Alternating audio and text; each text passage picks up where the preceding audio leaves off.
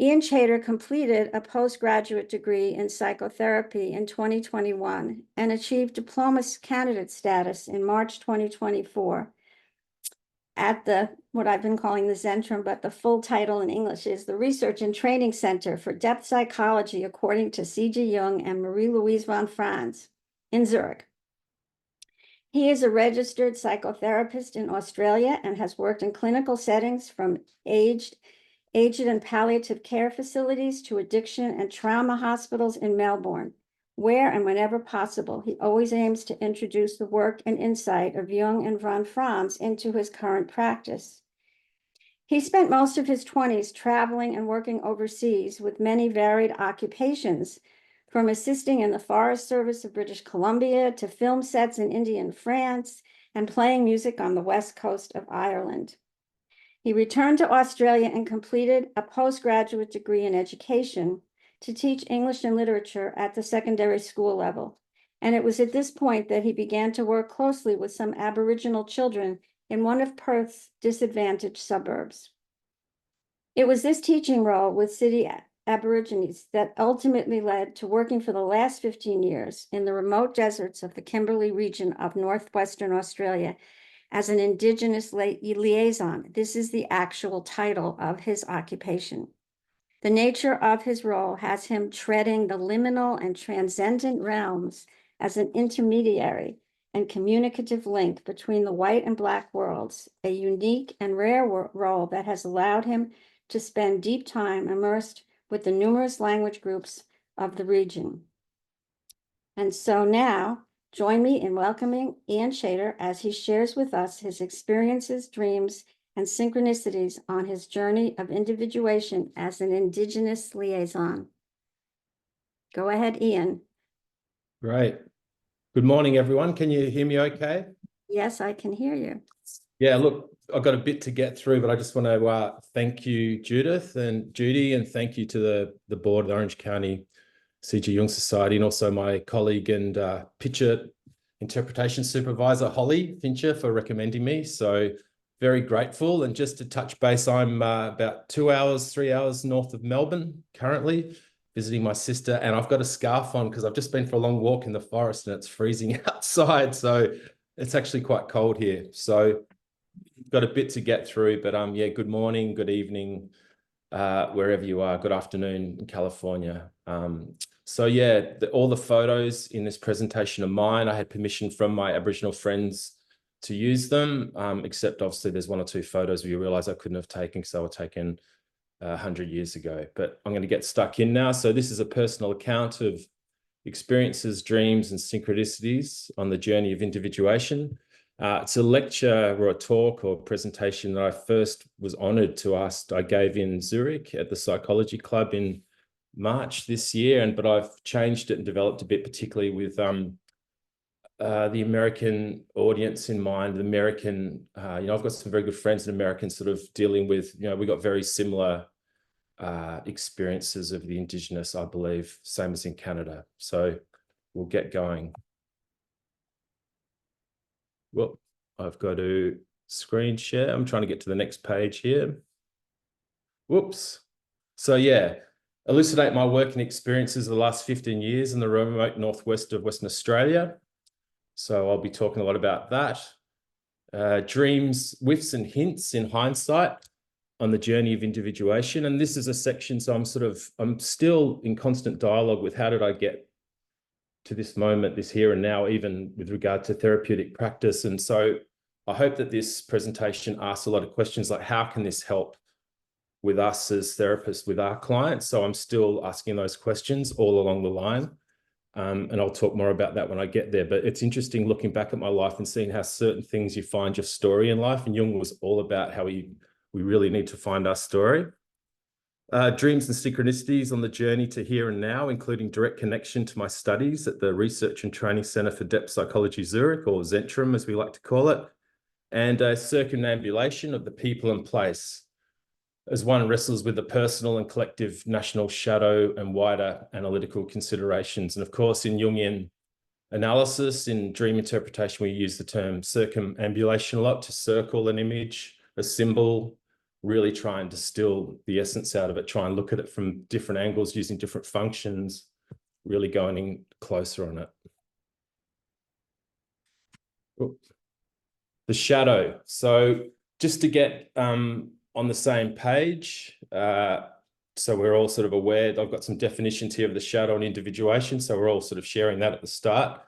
This is from Darryl Sharp's The Jung Lexicon, a very, very wonderful resource from Inner City Books. I highly recommend it if you haven't found it yet. But Sharp says here, hidden or unconscious aspects of oneself, both good and bad, which the ego has either repressed or never recognized.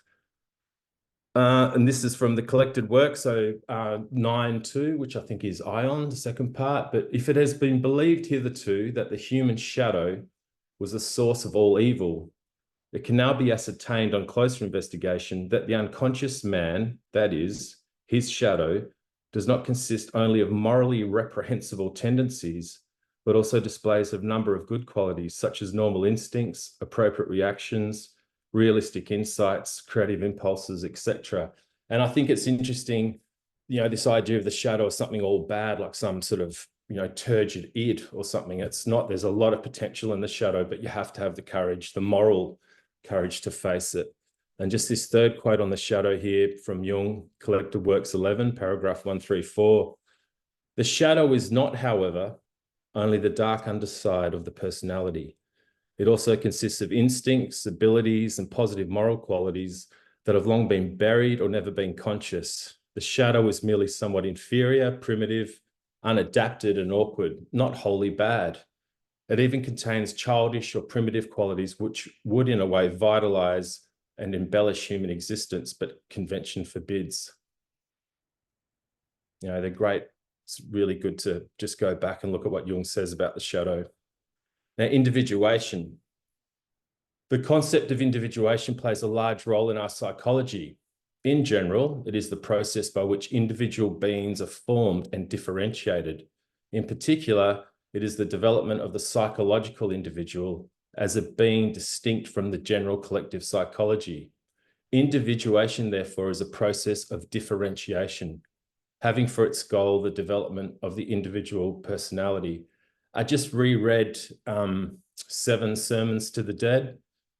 You may all be aware of that, when Jung sort of channeled these spirits at his house when his children were young, and this sort of, I think it's at the end of Memories, Dreams, Reflections, also the Red Book. But he talks about, I think it's the first time I see him talking about it in his thing, talking about differentiation and individuation. And differentiation, you know, we study it as part of differentiating your psychological functions. For instance, I'm an intuitive type. My inferior function would be sensation. I have to work very hard to develop on that. And as one of my lecturers once said to me in Zurich, the path to redemption is through your inferior function. I think once you differentiate your functions, become more aware of your thinking part, your feeling part, your sensation part, your intuitive part, you become more aware of who you are, and you become more aware, less complex, more aware of your sort of, you know, it's almost like an orientation to find. I'm a big believer that you have to find your story, and this differentiation you don't become part of the collective fodder, you become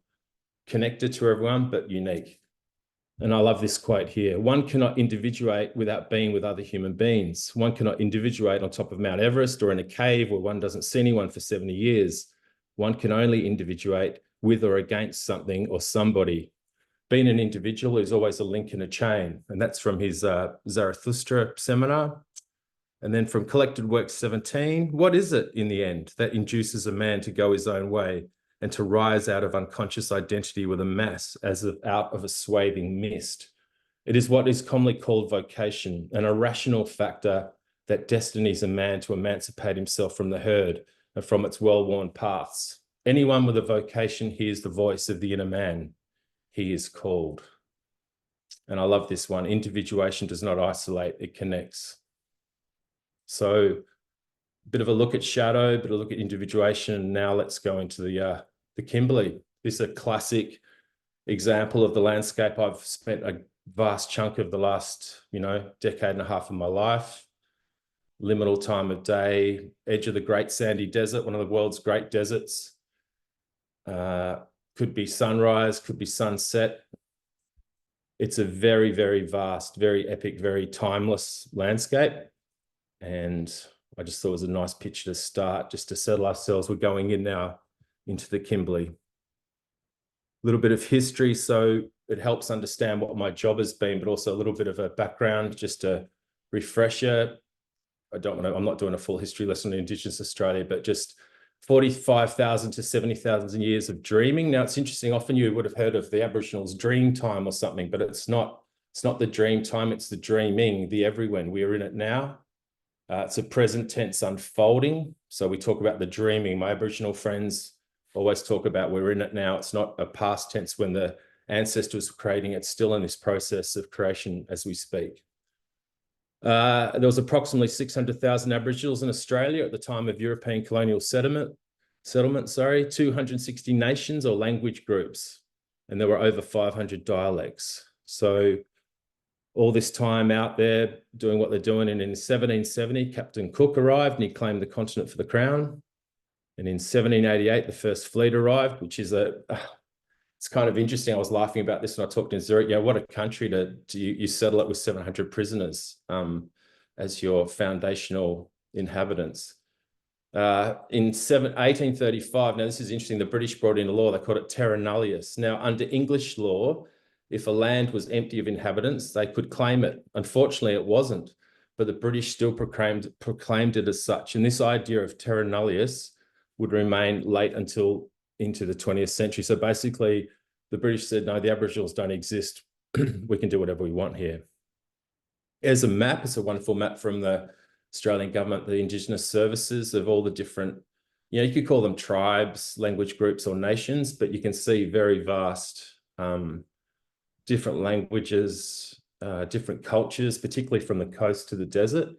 And if you're looking at that map now, up in the far top left-hand corner is where I do the majority of my work.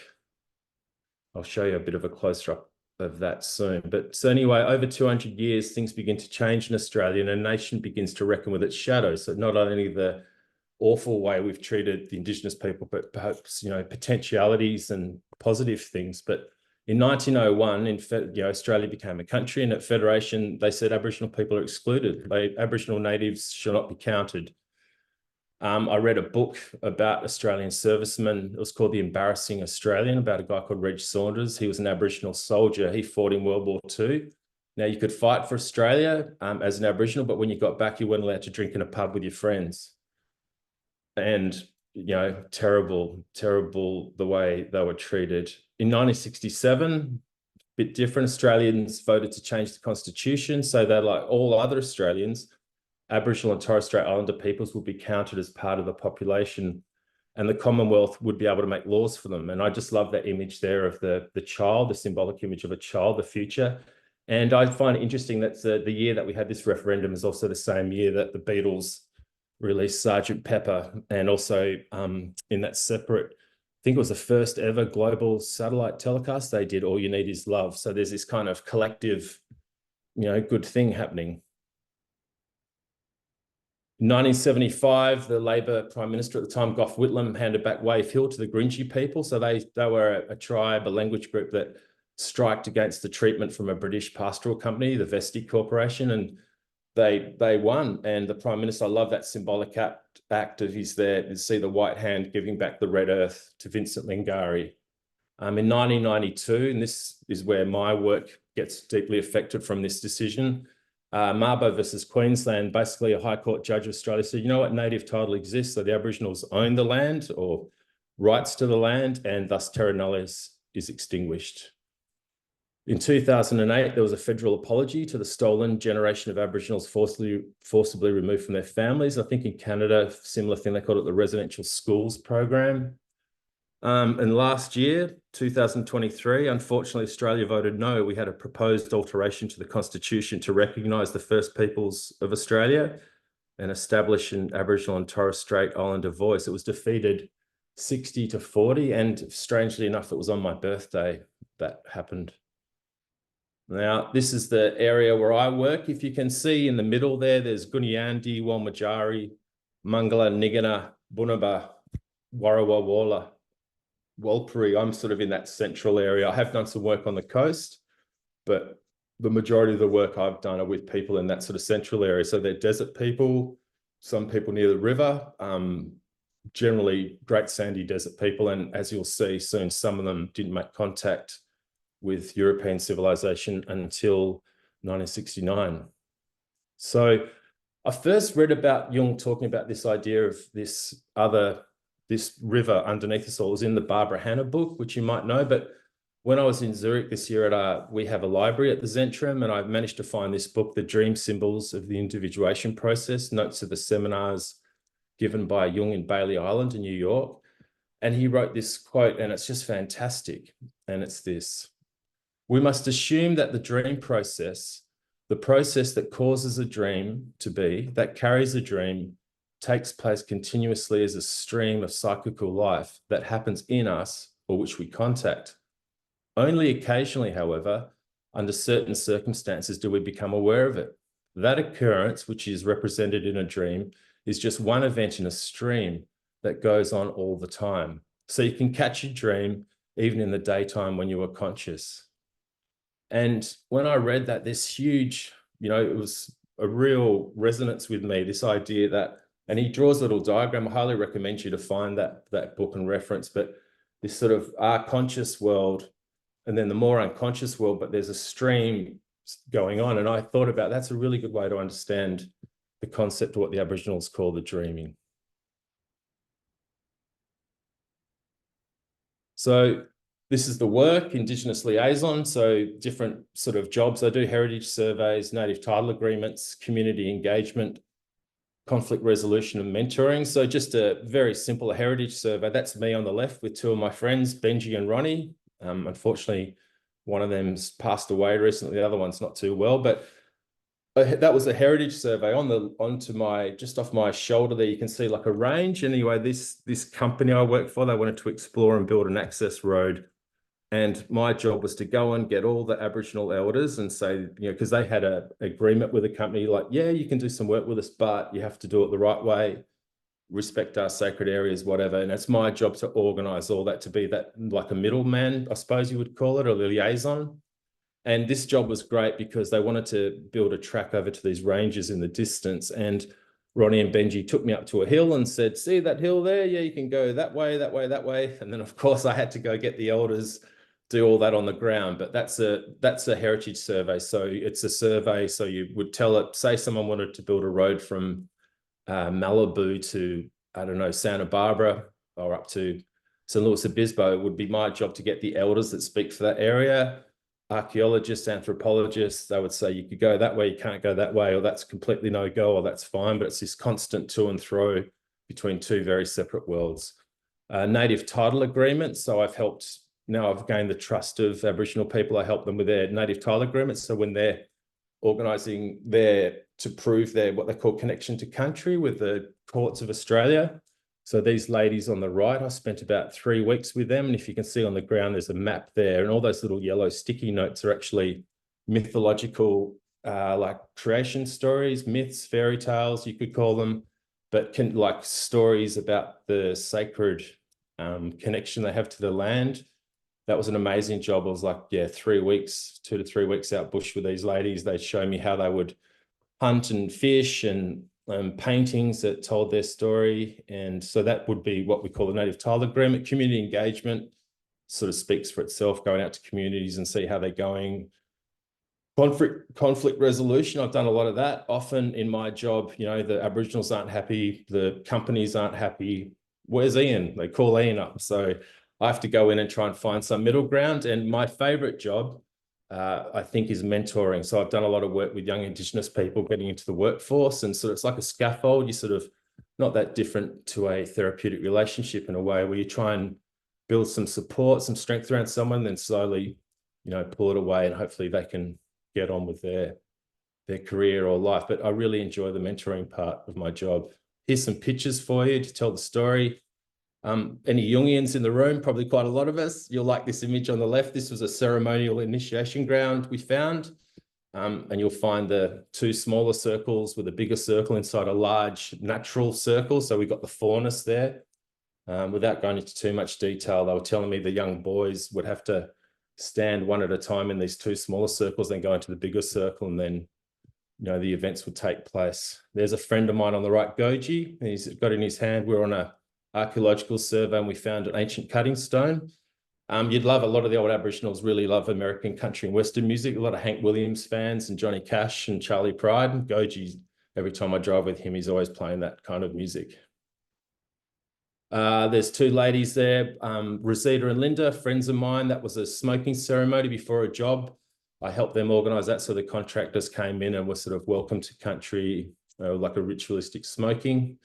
That's me on the right with Linda, the same woman that's sitting down the other photo. If you can see over my shoulder, there's like a mesa. That was a sacred site called Yilligan, and we built this huge barrier around it. The workers were never going near it, but we just had to make sure that it was safe. So that was fun. That was 2 weeks ensuring sacred areas were left well alone and untouched. But yeah, really empowering the people to feel like their country and culture has been respected is a huge part of my job that I enjoy. Now, this is a beautiful story. The guy on the left here was someone I was mentoring.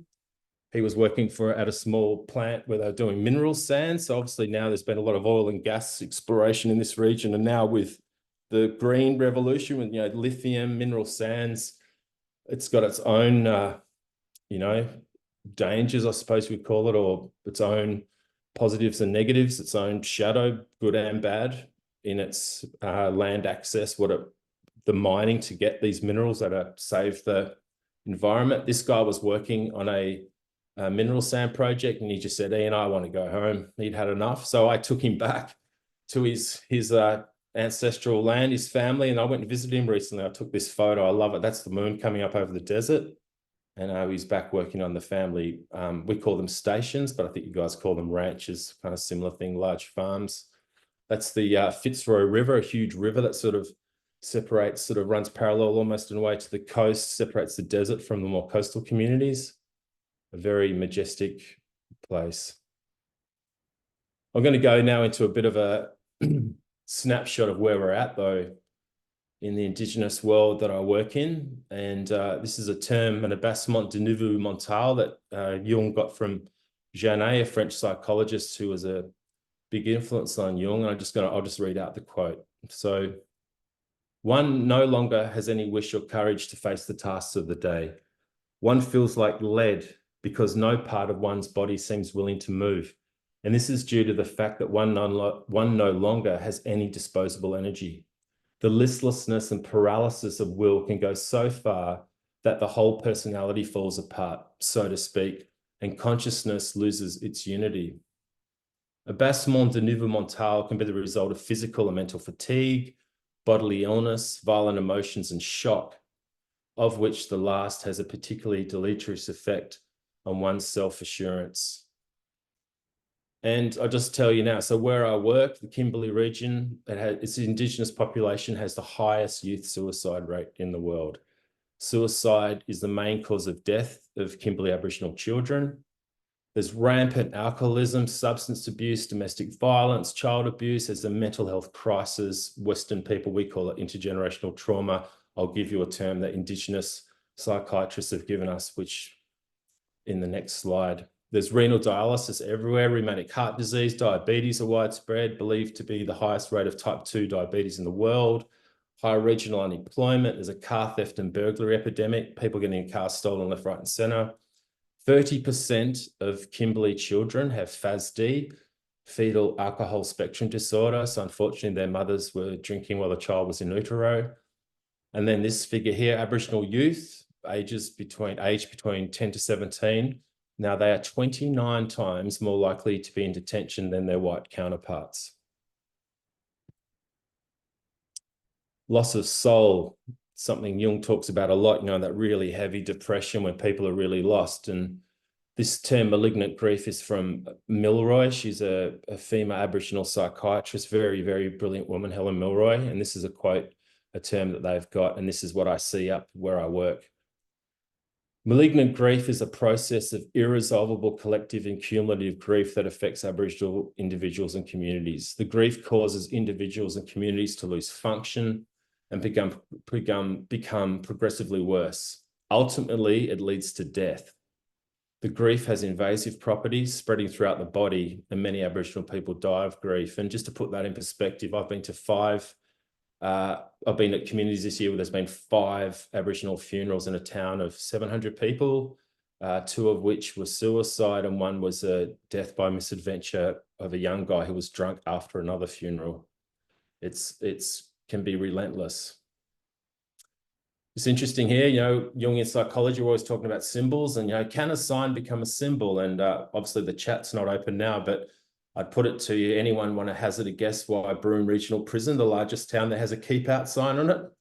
It's actually kind of funny in a way, but the truth is there's a keep out sign on Broome Prison because they were doing head counts in the morning and finding out there are actually more inmates there than there were meant to be. And it turned out why? Well, all your friends are in there, you get 3 meals a day, you're safe, and they literally had to put keep out signs on the prison. And what does that tell us about a society if there's and a people if there's keep out signs in the prison? I always found that highly paradoxical, but you know, the unconscious is full of paradox and antinomies, but it's just such an interesting thing to think about that they're breaking into prisons. There's a typical remote community. When I go out to visit these places, sometimes there's no one there. And there's a gentleman here I was working with, we're trying to find the elders. He's got a satellite phone. And there's a little bloke you can see sort of hanging in the corner behind the other building. This is a sort of, I spent a lot of my time at places like this. They can be very strange places, sort of like little, like literally outposts on Mars. They're that remote. Often I'll drive 500, 600, 700 kilometers just for a meeting. I just thought I'd like to show you that picture to see more of the actual day-to-day sort of places where these people can live. There's a lovely photo. That's an Aboriginal elder I was lucky to work with when I first went up bush, guy called Peter Clancy, Mr. Clancy, to his family. And Boogara, a good friend of mine, Bush Mum, you'll learn more about in a minute. That's her behind him. But, you know, this is, so we're talking now, the elders, the last living connection to the myths and songs of their ancestors are old and passing away. And I've been grateful enough to meet a lot of these people, but they're going, and it's sad. A lot of these really important people that really held these communities together are passing now. And this is this wonderful quote of Von Francis from the Matter of Heart films. This is a transcript from it. Von France says, I would say that a civilization needs a myth to live. We know that if missionaries destroy the myth of a primitive people, they destroy them. Also physically, they begin to drink, they degenerate, they are lost, and no civilization can live only from welfare. It needs a myth to live. All great civilizations, when they were flourishing, had a living myth. And once again, bringing it back, what is the living myth? What myth are we in now? You know, these, and this would be another point, or a point where I could say, you know, a subtitle or another heading for this talk would be what working with Aboriginal people have taught me about analytical psychology, how to understand what Jung was talking about better by sheer experience. So this is a quote from a great book, if any of you are interested, published in 1973, called Australian Religions, an Introduction, Macheya Eliade. I've heard it pronounced Maceya or Macheya, I'm not sure, but Eliades. And this is it here. This is the quote. I think it's a really important quote before we go in a bit deeper. One must read the description of Spencer and Gillen in extenso to understand why even the most dreary landscape is, for the Aborigines, charged with awe. Every rock, spring and waterhole represents a concrete trace of a sacred drama carried out in the mythical times. For the Western reader, these endless wanderings and fortuitous meetings of the Dreamtime heroes seem excessively monotonous. But then the wanderings of Leopold Bloom in Ulysses also seem monotonous for the admirer of Balzac or Tolstoy. For the Aborigines, the vestiges of the mythical drama are more than a cipher or stencil, enabling him to read the sacred stories imprinted in the landscape. They reveal to him a history in which he is existentially involved. Not only is he a result of those endless wanderings and performances of the mythical ancestors, in many cases, he is a reincarnation of one of those ancestors. As T.G.H. Strello puts it, the whole countryside is his living, age-old family tree. That's a really beautiful quote. If you can get a copy of that book, it's hard to get. It's a very, very interesting book. Eliades, you know, wonderful to read. And that it is, it's a, you know, this living landscape, it still is. There's a quote of Jung's which really helps me understand archetypes and the landscape up in the Kimberley. But archetypes are like riverbeds, which dry up when the water deserts them, but which it can find again at any time. An archetype is like an old watercourse along which the water of life has flowed for centuries, digging a deep channel for itself. The longer it has flowed in this channel, the more likely it is that sooner or later the water will return to its old bed. That's from the Collector Works 10, paragraph 395.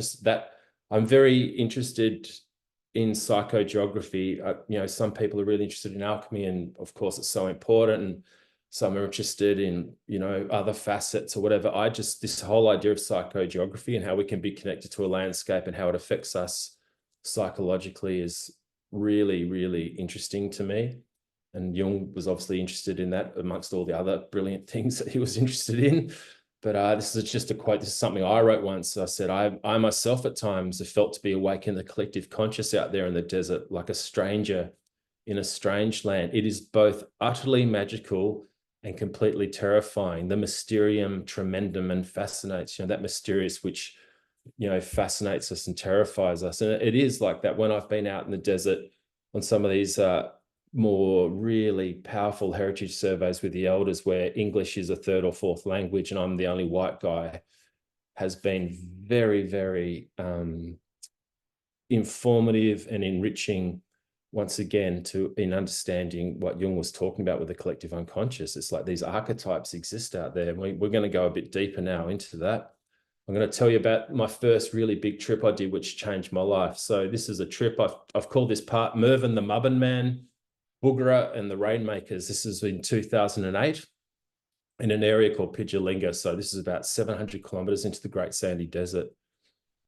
There was over a dozen Aborigines, an anthropologist, myself and my mentor. There was this elderly white fellow. And it's interesting, this name, remember it because it comes up in a big dream, George Morris. It was 3 weeks in the Great Sandy Desert in a convoy of Toyota Land Cruisers mapping the sacred sites and songlines of their ancestors. So a company had signed a precursory sort of memorandum, I suppose you could say, with these tribes. But before anyone could even think about doing anything, I was asked to go out with this fellow, and we had to make sure that we mapped with archaeologists and anthropologists their song lines and these sacred places. It was an incredible trip. And this is after being all around the world. And I had one of the most, probably to this day, the most incredible traveling experience of my life in my own backyard with a people I'd never really thought that much about. It's very moving. On the trip, we the elders rediscovered, and they dug up a desert soak, a sacred water hole. The Aboriginal, my friends call it Jilla. It was a very remote location. And now this is very interesting. So at the denouement, so at the conclusion of the survey, there were 11 maps on the ground. In the old days, whatever member of these surveys, you'd each have a map. And at the end, everyone would sign the map. So if there was 12 people on the survey, 12 maps would be signed. And that was the legal thing to say we all agreed on this. And I'd had this very unusual dream about a year earlier where there were just 11 maps on a ground. And I just remember that was the image of the dream. And at the end of this survey, there were 11 maps on the ground, and I had the 12th map. And I remember looking up at these. It was like the dream, like the lysis had finally come to life, the conclusion of the dream. And I remember saying to this old Aboriginal lady, Boogerah, and she said, "You just dream like us, mate." She thought it was funny. And this is Boogerah I'm talking about here, and some pictures of her coming up. But she gave me a skin name, Juggera, which kind of was like a kinship within the family. She becomes my Judger or Bushmum. And then Mervyn, the Mubbin Man. Mubbin is there like a shaman, like magic man. So it's a Walmatjarri word for magic is Mubbin. So Mervyn became my uncle, and then they still are today, and I'm happy to say they're still alive. And it was an introduction into Nura, Mangla, and Walmatjarri ways of being on country. So they talk about proper ways to respectful ways, eros to the ancestors. When we go into these places, you acknowledge the ancestors, and it's a very specific way of just being really mindful and really respectful when you're back out in the land of the ancestors. And I wrote here, it was a feeling of witnessing and experiencing something internal and infinite. The dream time is still dreaming. Eliades, Elid Tempus, the sacred time and space. And just 2 quotes of Jung here before I show you some pictures. The unconscious corresponds to the mythic land of the dead, the land of the ancestors. And that's what I was saying. When you're out in the desert with these guys, I've had this very powerful feeling where the liminal zone between, let's say, the dead and the living is stripped away, and between the dreaming and between consciousness and unconsciousness it's very dreamlike. And the primitive mentality does not invent myths, it experiences them. That's from Collector Works 9.1, paragraph 261.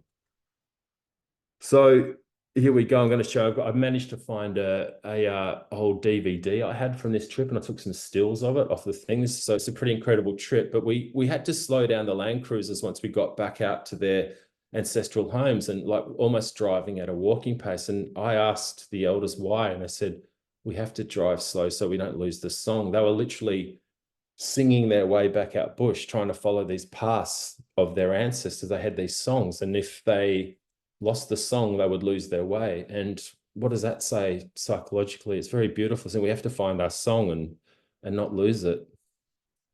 There's Boogara, my judger, my bush mother. So Boogara got us all the way out bush, and I said, how do you know where you're going? She said, I've got a GPS in my head. She didn't need a GPS, and she navigated us to a remote soak, this water hole, a Gilla, even though she had not been there for 30 years. The Gilla, we dug this water hole. The water, it took us like a day, and they let me help out, and I got into my underwear and sort of dug in the desert. And after, digging it out slowly, bits of water soaked up, and then small insects came, and then bigger insects came, and some goannas came, and then birds came. And then that night, even though it was like July, which is winter further south, but you can see in those photos a clear blue sky, there was a light rain fell that night. And it's not the only time that this kind of thing has happened. There's a film about it you can look online called Putapari and the Rainmakers. Happened with a similar tribe about 700 kilometers, 800 kilometers east of this thing. It's happened with them, but it's very interesting. I wrote here, country endowed with elders present, enacting ancient tasks. It was a very huge symbolic ritual. The way the waterhole was dug, they sang songs around it, and then the wildlife reappeared, and you could literally feel this archetypal world coming back to life. It was really very, very moving. I love that picture. That's Boogara there. She caught a snake with her two sisters and posing for pictures before they ate that for lunch on a barbecue.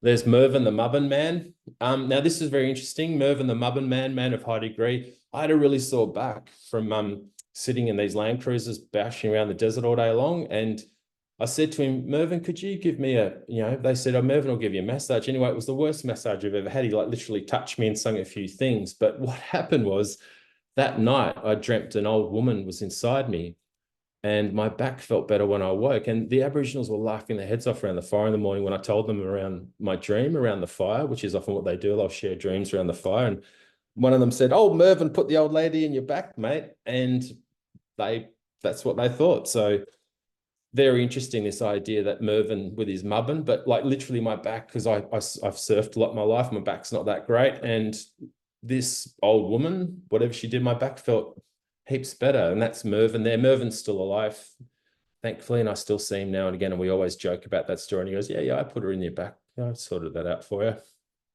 This is the digging of the soak. You can see this big fellow here on the right. His name was Dunbar. And he was, this is important to say, I've never tried to ingratiate, get right in with the Indigenous people. Like, tell me your stories. I always that's their business. And I think it's why I've been successful in my task. I stay on my world. They share what they feel safe. But I watched this, and they told me later that, so Dunbar was making sure no bad spirits could come while they dug this hole. And if you can see the bottom picture, that's Mervyn. He's telling them how to dig the hole properly. So this is the hole you can see in the sort of great sandy desert. There's lots of spin effects and small acacia. But anyway, they dug this soak, and sure enough, water appeared. And there's the old ladies. They all sat around singing while we dug the hole. And there's the hole there. So it's not a better picture, but like black clay soil. But over the course of a day, this water came up. And so, water, you could survive in the desert in the old days. And there's a goanna that appeared in the hole. And this bottom right-hand picture, the fella there in the corner, that's a guy called Jimmy Nerima. And his paintings are actually in the art galleries in Seattle. I've seen them, one called Billabong Dreaming.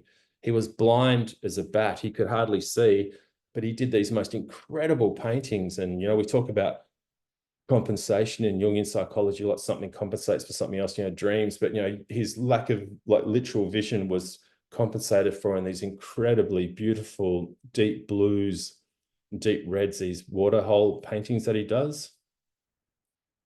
And so Bugra, there's actually, she shared this with me later, they were the last of the nomads. So in 1969, Bugra and Mervyn actually, they probably to this, in the Western Australia, definitely the last people to make contact with Europeans. So very lucky, this is the year I was born. They appeared out of the desert.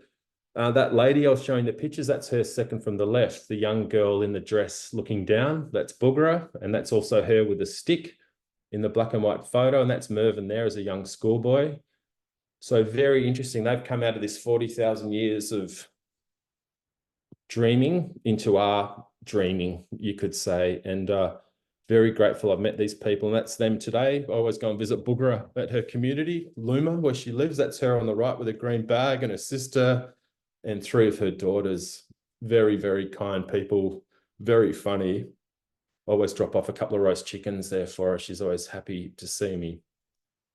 And just this individuation idea, this idea, so 3 whiffs, and this, worth looking at these whiffs with stuck and lost clients. And I'd like to acknowledge Californian analyst Tom Elsner, big influence on me, great guy, great analyst. And he we were talking about this once, like, therapeutically, like when people are stuck, like what gave them joy or what really resonated with them when they were younger. Tom, we were talking about this in a walk once in Zurich, in Bethanien, in Switzerland, south of Zurich, where we study at the Zentrum. And so I bring these up, if you're working with people like they're really lost, depressed, like, what really resonated with you when you were younger? Like, it's this, I think it's this idea of trying to find your story. And so I've gone back, and so first thing was this film. But anyway, I'm indigenized as the 4th. I was 4th of 4 children, but I was the only child in my family born in Australia to Irish Catholic and English Protestant parents. And this film came out in 1976 in Australia, and it absolutely enthralled me. And my sister, who I'm visiting at the moment, she assured me, yes, your mother and I had to take you to the cinema like 4 or 5 times. I demanded to keep going to see this film. And on the last time I saw it, I'd captured these lizards, which they didn't know about, in a tissue box. And at the moment, like, I won't spoil the film, but let's just say a central figure dies in the film. I released my lizards to, I don't know why, but to set them free. And of course, in Jungian psychology, so basically there's this boy, and watch the 1976 one, not the remake with Jeffrey Rush. It's no good. The 1976 one is brilliant. But, in a Jungian sense, there's an absolute absence of feminine. There's no mother figure. There's a wounded man who something's happened to him in society. And he takes his young boy out to this remote place, this liminal place where the Coorong, where the sort of land meets the sea and river sort of area. And the missing feminine, the mother, it takes place, it's replaced by his close friendship with a pelican called Mr. Percival. So we have references to the Grail myth, of course, and also this beautiful Aboriginal guy who sadly passed away last year, I think David Goldpluh, but he played a character called Fingerbone Bill. And it's so beautiful. So we have this, and we know pelicans in alchemical symbolism, very important, a pelican and Christian symbolism will peck its own flesh to feed its young.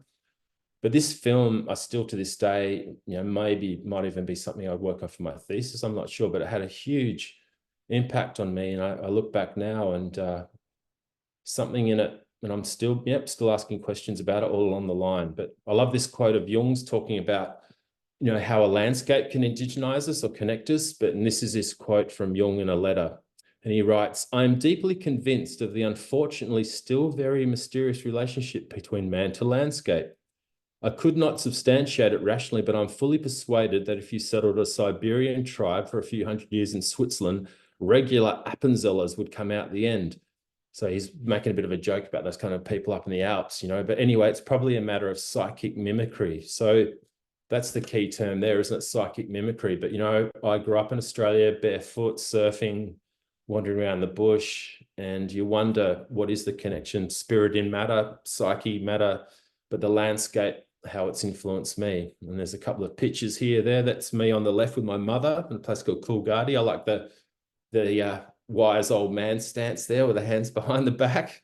And that's me trying to pretend I'm surfing in an estuary. There's no waves, but that's a dog of mine, Sally, and she still appears in my dreams to this day. But I love that, just this, this sepia toned, just really connected to the landscape of that childhood. Not a very dissimilar childhood, I'm sure, to a California one. I imagine very similar. Now, also looking back, when I left Australia, I was one of those people. I'm not a hugely patriotic Australian in any way. I couldn't wait to get out of the country once I finished my undergraduate degree. And when I took off, it's weird. These are the only 3 books I had in my backpack. And the first, if you haven't read it, you should. It's a really interesting book. It's controversial, but its positives far outweigh its negatives. It's called The Songlines by Bruce Chatwin, an English travel writer, wrote a book about Australian Aborigines and his theories of nomadism. And the middle one, I think we all know that one, Memories, Dreams and Reflections. And then the third one was interesting. I had this book, Voss, by Patrick White, and it was written in 1957. And he was Australia's, I think so far, our only Nobel Prize winning author. And Patrick White, funny enough, I learnt later, had a stated interest in Jungian psychology. In fact, one of his books was called The Solid Mandala. But it's about this like European psyche that goes into the desert, goes exploring. And from the Nobel Prize statement, it says, another aspect of Australia is shown in Voss, in which a fanatical explorer exploring the country interior meets his fate. And I don't know, maybe I'm the fanatical explorer. It's yet to be fully revealed. But once again, what were the books that were, because I'm still trying to understand how I got to this here and now always. And it's fascinating that these books, and 2 of those were given to me by a teacher at my school that took a real shine to me, and he was an Irishman, and I think he saw something in me that I was unconscious of. This is a picture I took actually in British Columbia, and I call this bit here Psychogeography, Constellation of the Opposites and the Tailings of the Enlightenment. So I was born and grew up in Perth, Western Australia. It's the most isolated capital city in the world. It's hot, flat, dry, bright, barren, windy, materialistic Southern Hemisphere, the Antipodes, very extroverted and masculine, real kind of, it's kind of, yeah, Perth, surf and mining town, and yeah.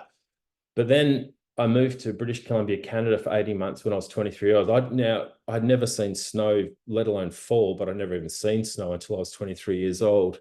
And I arrived up in British Columbia in deep winter, with those 3 books. And it was the psychogeographical antithesis of Perth. It was cold, mountainous, moist, lush, dark, still, northern hemisphere, introverted. It was feminine. It was a real moon place, and I still has that effect on me. British Columbia, very magical place. But there was something that linked the 2 separate psychogeographies for me, and it was the parlor state of Aboriginal people on society's periphery, a term, the tailings of the Enlightenment. You think about digging into the Enlightenment, what do you shoot out, like the tailings on a mine site?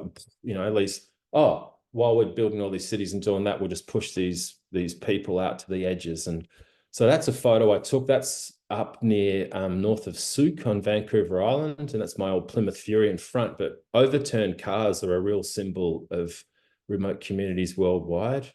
And often, I'm sure with your clients, anyone here's an analyst or whatever, a lot of the car can often appear as a vehicle of how you're moving through life and in a dream. And I took this photo, basically I was trying to find uncharted surf breaks, and I ended up driving down this weird road. I ended up in a First Nations community on Vancouver Island, and it was pretty scary, but they were like really cool people. And when I was Australian, they were like, what? They tell us all about the Aborigines, and I couldn't answer them. I was like, yeah, I don't know any.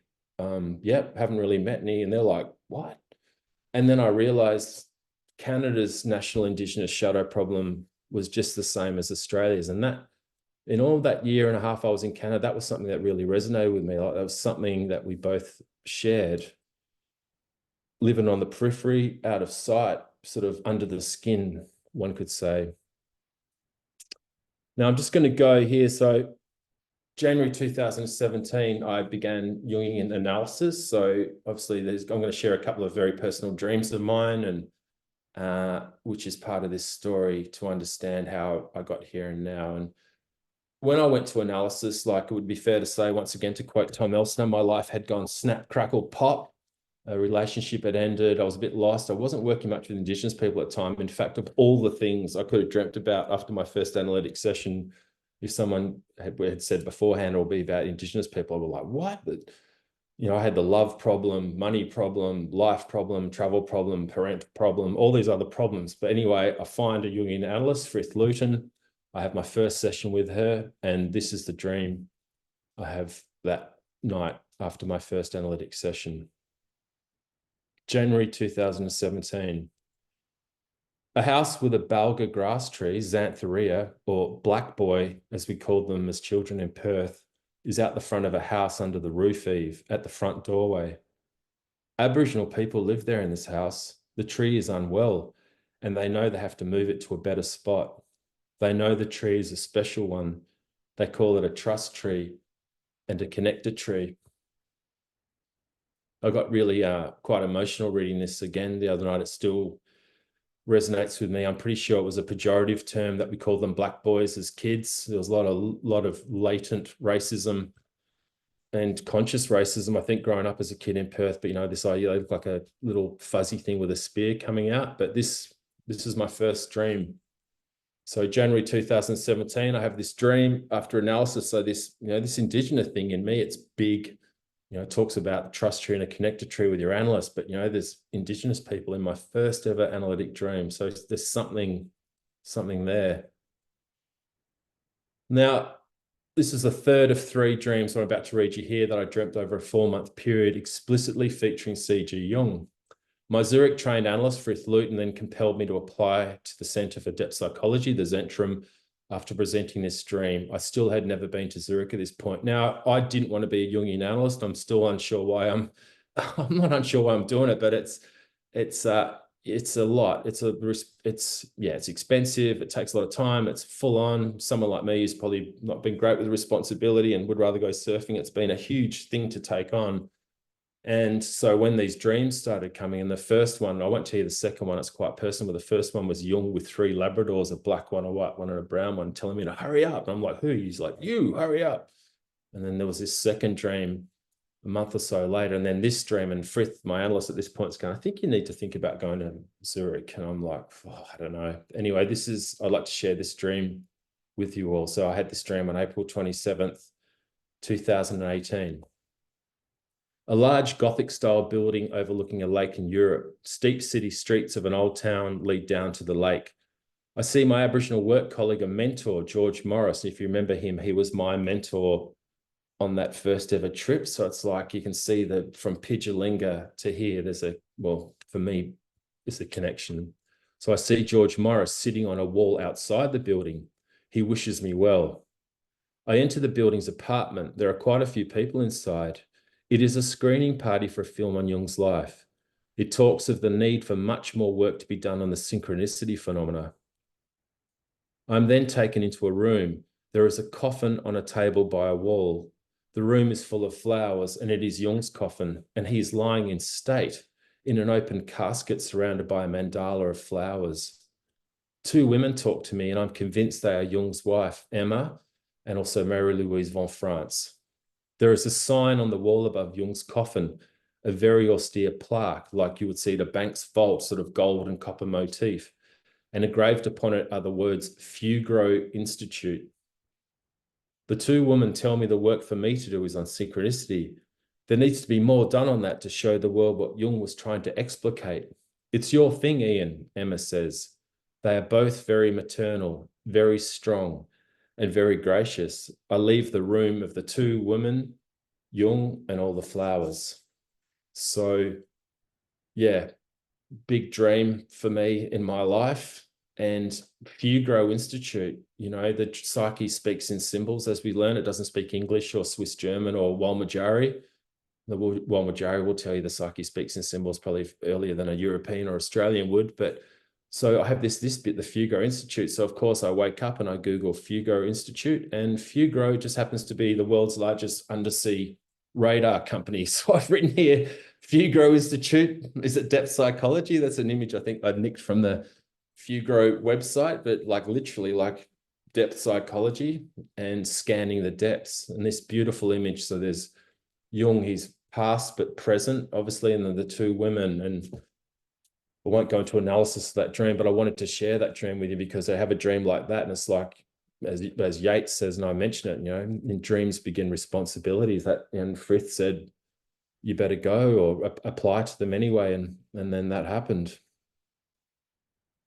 So I'm going to go in now because in a minute, I'm going to talk about a very interesting thing that happened. As part of our training, we have to analyze a fairy tale. And I asked permission from my supervisor, Dr. Irene Gerber if I could do a Aboriginal creation myth. So I just want to talk a little bit. There's a bit of a difference between creation myths and fairy tales, but best to go to the source of the ultimate expert on this, I believe, in our analytic world, Marie-Louise von France. And these are two quotes of hers about myths and fairy tales. And I sort of put these on purpose, one above the other, like to think more about that idea of psychogeography as we go down further into the depths. So the above quote, creation myths are of a different class from other myths, hero myths or fairy tales. For instance, for when they are told, there is always a certain solemnity that gives them essential importance. They convey a mood which implies that what is said will concern the basic patterns of existence, something more than is contained in other myths. Therefore, one may say that as far as the feeling and emotional mood which accompany them are concerned, creation myths are the deepest and most important of all myths. In many primitive religions, the telling of the creation myth forms an essential teaching in the ritual of initiation. And then further down, so below, in this deeper level, for us, the study of fairy tales is very important because they depict the general human basis. They are especially important if one analyzes people from the other end of the world. If a Hindu or an Australian walks into the consulting room of a European analyst who has studied his own myth, he will not find a human bridge to the analysand. If, however, the analyst has knowledge of those basic human structures, he'll be able to contact him. Fairy tale language seems to be the international language of all mankind, of all ages, and of all races and cultures. I love that because, if you think creation myths or like myths, like I think Odysseus in a lot of ways is Homer's Odyssey is a myth. It would be hard for Aboriginals to understand, beaked, proud ships sailing. But if you go into a world where dogs can talk to you, or a kangaroo can speak to a fox or whatever, then they're like, yeah, that makes sense. And then we go down deeper into that fairy tale language. So the reason I mention this is because of this. So I began working at this area called Nukumba. I work in a lot of areas, but I began particularly working fair bit in this community, like Yungara country in 2017. And I wrote here, this is interesting, I began working here the same year I began my analysis with Frith Luton, who I'm happy to say I still work with today. And I still work with these people, not so much as I used to, but I still work with this tribe at Yungara or Nukumba country a lot. And so what happened is in 2020, so at the Zentrum, we have to do as part of we have to do several papers, one on the word association experiment, one on a fairy tale. And I asked my director, Irene, that I chose for this one, if I could do a Aboriginal creation myth instead of fairy tale. She's like, sure. So, and I've just written under here, you'll see here, Progress Without Loss of Soul. And it's a book by one of the other directors, Professor Teo Apt, and he wrote this book in 1989. And why I've mentioned that here will make sense in a minute. And I've written here, Synchronicity, Catalytic Exteriorization Phenomena. Now, if you've read Memories, Dreams, Reflections, the famous bit where he's talking with Freud in the library and that burning diaphragm and the loud report in the bookcase, and then it happened again. And also Jung talking about the bread knife snapping. And I don't want to go into exactly what that is. Some might say it's poltergeist, some might say it's an excited, a synchronicity has become activated. But I think Jung used the term a catalytic exteriorization phenomena. I think of it when a synchronicity is something manifests the spirit in matter. And I'm going to tell you why I've mentioned that here in a minute. This is the myth first, just the first paragraph of the myth that I interpreted for the Zentrum. And it says this: and a long time ago, and before the Fitzroy River ever existed, there was a billabong at a place called Midjadulladukan on Nukumba Station. The people, men, women, and children, were hungry, and there was nothing to eat. The boss for these people was Winyimpu, and he looked after the country man Midjadukan. He was sorry for his people, who looked to him to save them from their hunger. So in the exposition of this tale, much like a dream, things aren't going great. The people are stuck. Now, a billabong psychogeographically is like a depression. It's a stranded bit of water. It's fetid. It's not connected to the archetypal riverbed, the main source that goes to the ocean. And so this kind of self figure, and that's him there. That's an image of him from the community that is like, pretty archetypal figure. Hey, it could be like Mercurius or Hermes, or this like warrior who's like nailed 2 spears into 2 snakes' heads.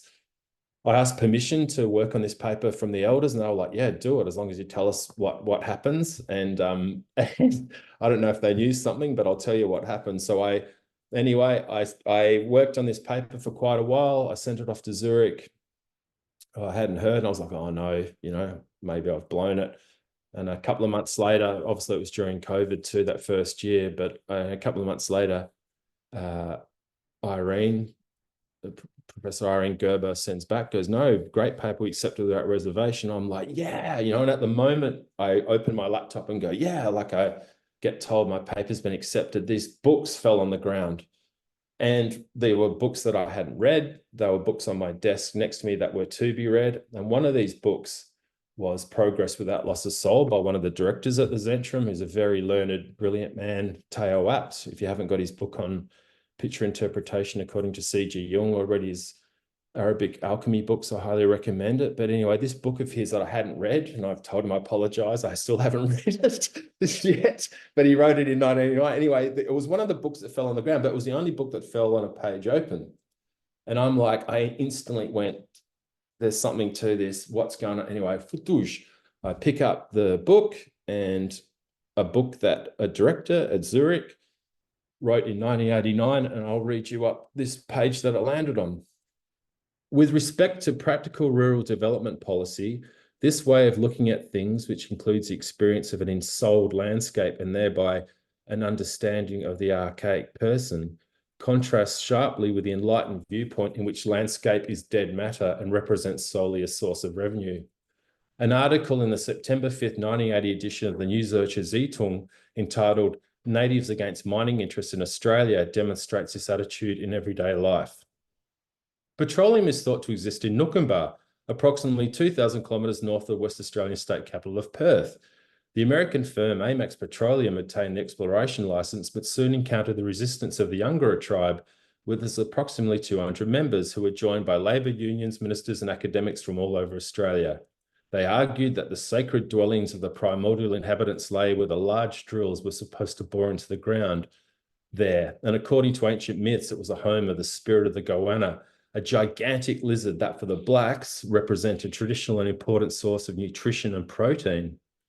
The West Australian state government, especially Premier Sir Charles Court, hold the contrary opinion that indeed the farm was handed back to the blacks some years ago in the course of white restitution, but that no special rights are to be inferred from that. Rather, the principle holds for them, as for all Australians, that natural resources lying beneath the ground belong to the nation, and the owners simply cannot prevent exploration. The labour unions have more or less unanimously taken the side of the natives. They are discussing possible strikes, and the leading anthropologist of the fifth continent, Professor R.M. Burnt, has concluded that the myths of the Aboriginals should not be brushed aside so lightly as Sir Charles Court has done. In fact, the drilling sites lie in a region that is very important in the rights of the natives and directly within the range of influence of the great goanna of P Hill. If one accepts the idea of such ranges or realms of influence, if one assumes that sacred places are not simply isolated points, but belong to an entire network of relics from the dream time. So, I don't need to go into it more, but so if you just once again realize this is a book written in 1989 by a director of a place that I study, where I submit it's a very remote place too, and I submit a paper about the key creation figure, Win Yimpu, who's still painted on the school up there and on the buses and the medical centre. And this book lands the day I get the paper saying I'll leave people to make up their own interpretations of that. Objectively, it happened. It's a true story, and I find it to this day still quite remarkable, and I still feel really bad I haven't read all of Teo's book, but I will one day. So I just wanted to share that with you as probably one of the bigger, that is, to me, that's a synchronicity. That was an acausal, meaningful coincidence. But I don't think you could get a better explanation of one in my life.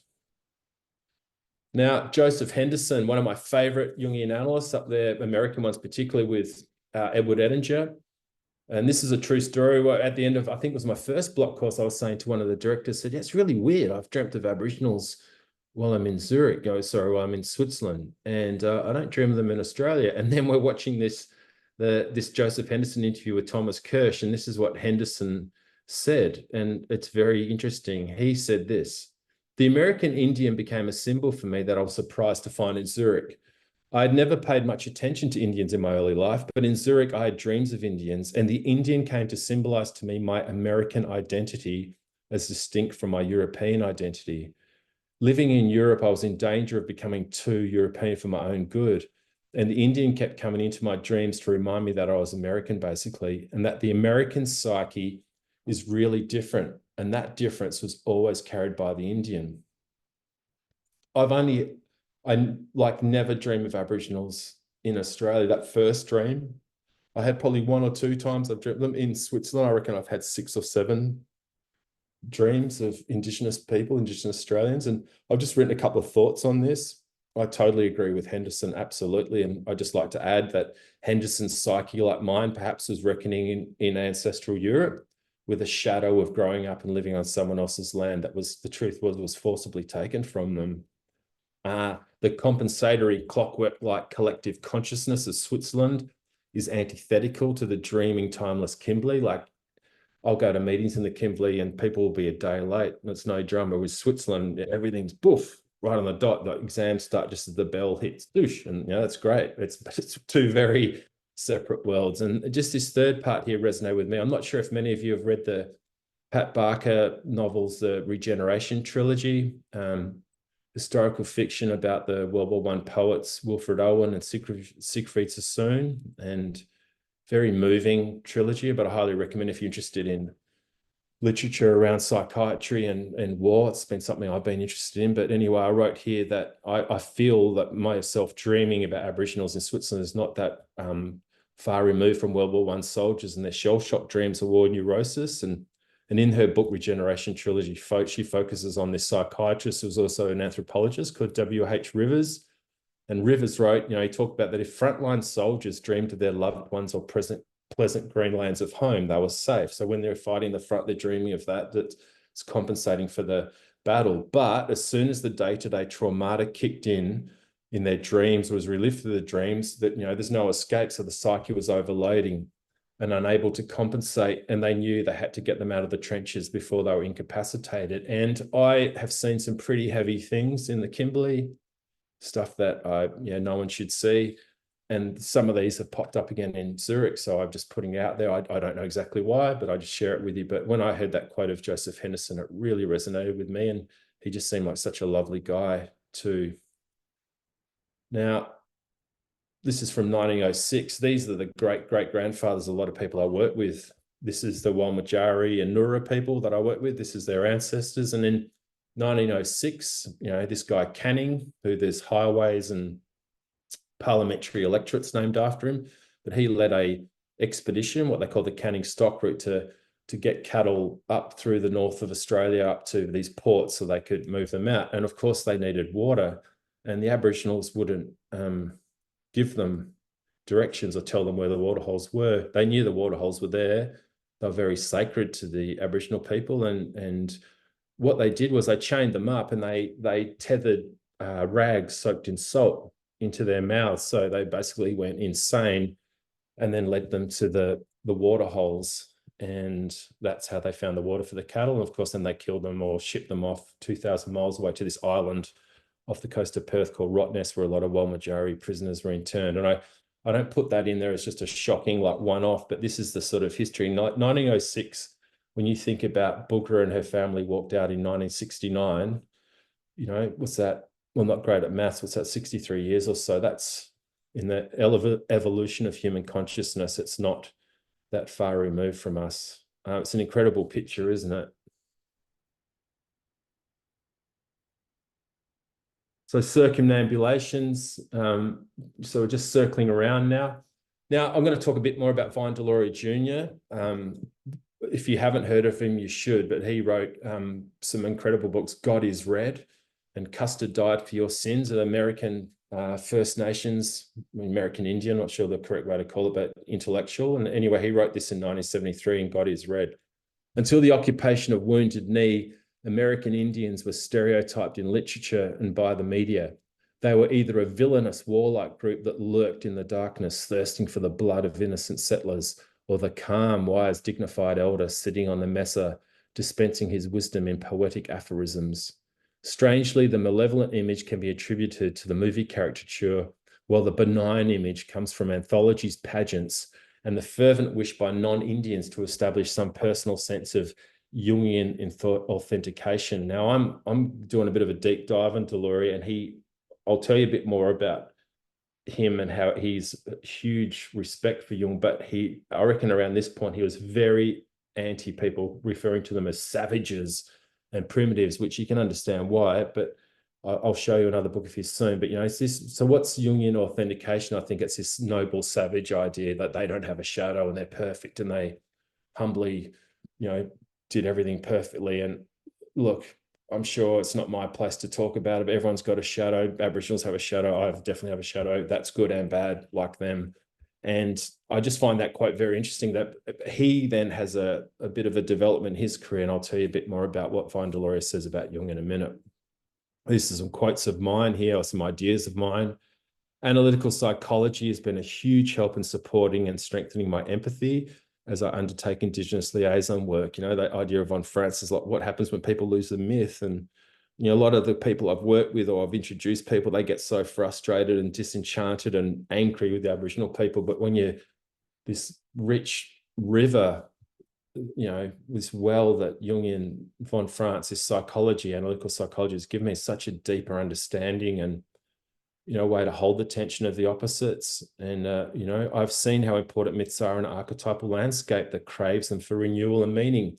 People are lost today without a meaningful life. I've got some clients, I'm not a fully qualified analyst yet, so I don't want to call them analysts, but, therapeutic clients, and they're lost, like really lovely people, just lost. They don't know what they're here for. And so we all have to keep asking, what gives our lives meaning? What gives us purpose? And my experience of Indigenous people in regards to Jung's psychological function typology has been that they almost exclusively, paradoxically, and I say paradoxically because you have thinking and feeling, sort of one opposite to the other, and then you have sensation and intuition. And, and I find it interesting because I find they're very good with reality, like what's in front of them. Like they sense something, their senses are working, and they have to be to survive up there. There's king brown snakes and western taipans, and I think there's 5 of the 10 most venomous snakes are in the Kimberley in the world. Crocodiles, all sorts of stuff. But their intuition has to be huge. So that could be something I'd talk about more or work on more, this, adapting Jung's psychology into this archaic world where the sensation intuition is really strong. But I also think they have strong feeling, which is like a subjective reasoning of, it's like a fight or flight. I can see they feel like, oh, I've got bad feelings about this.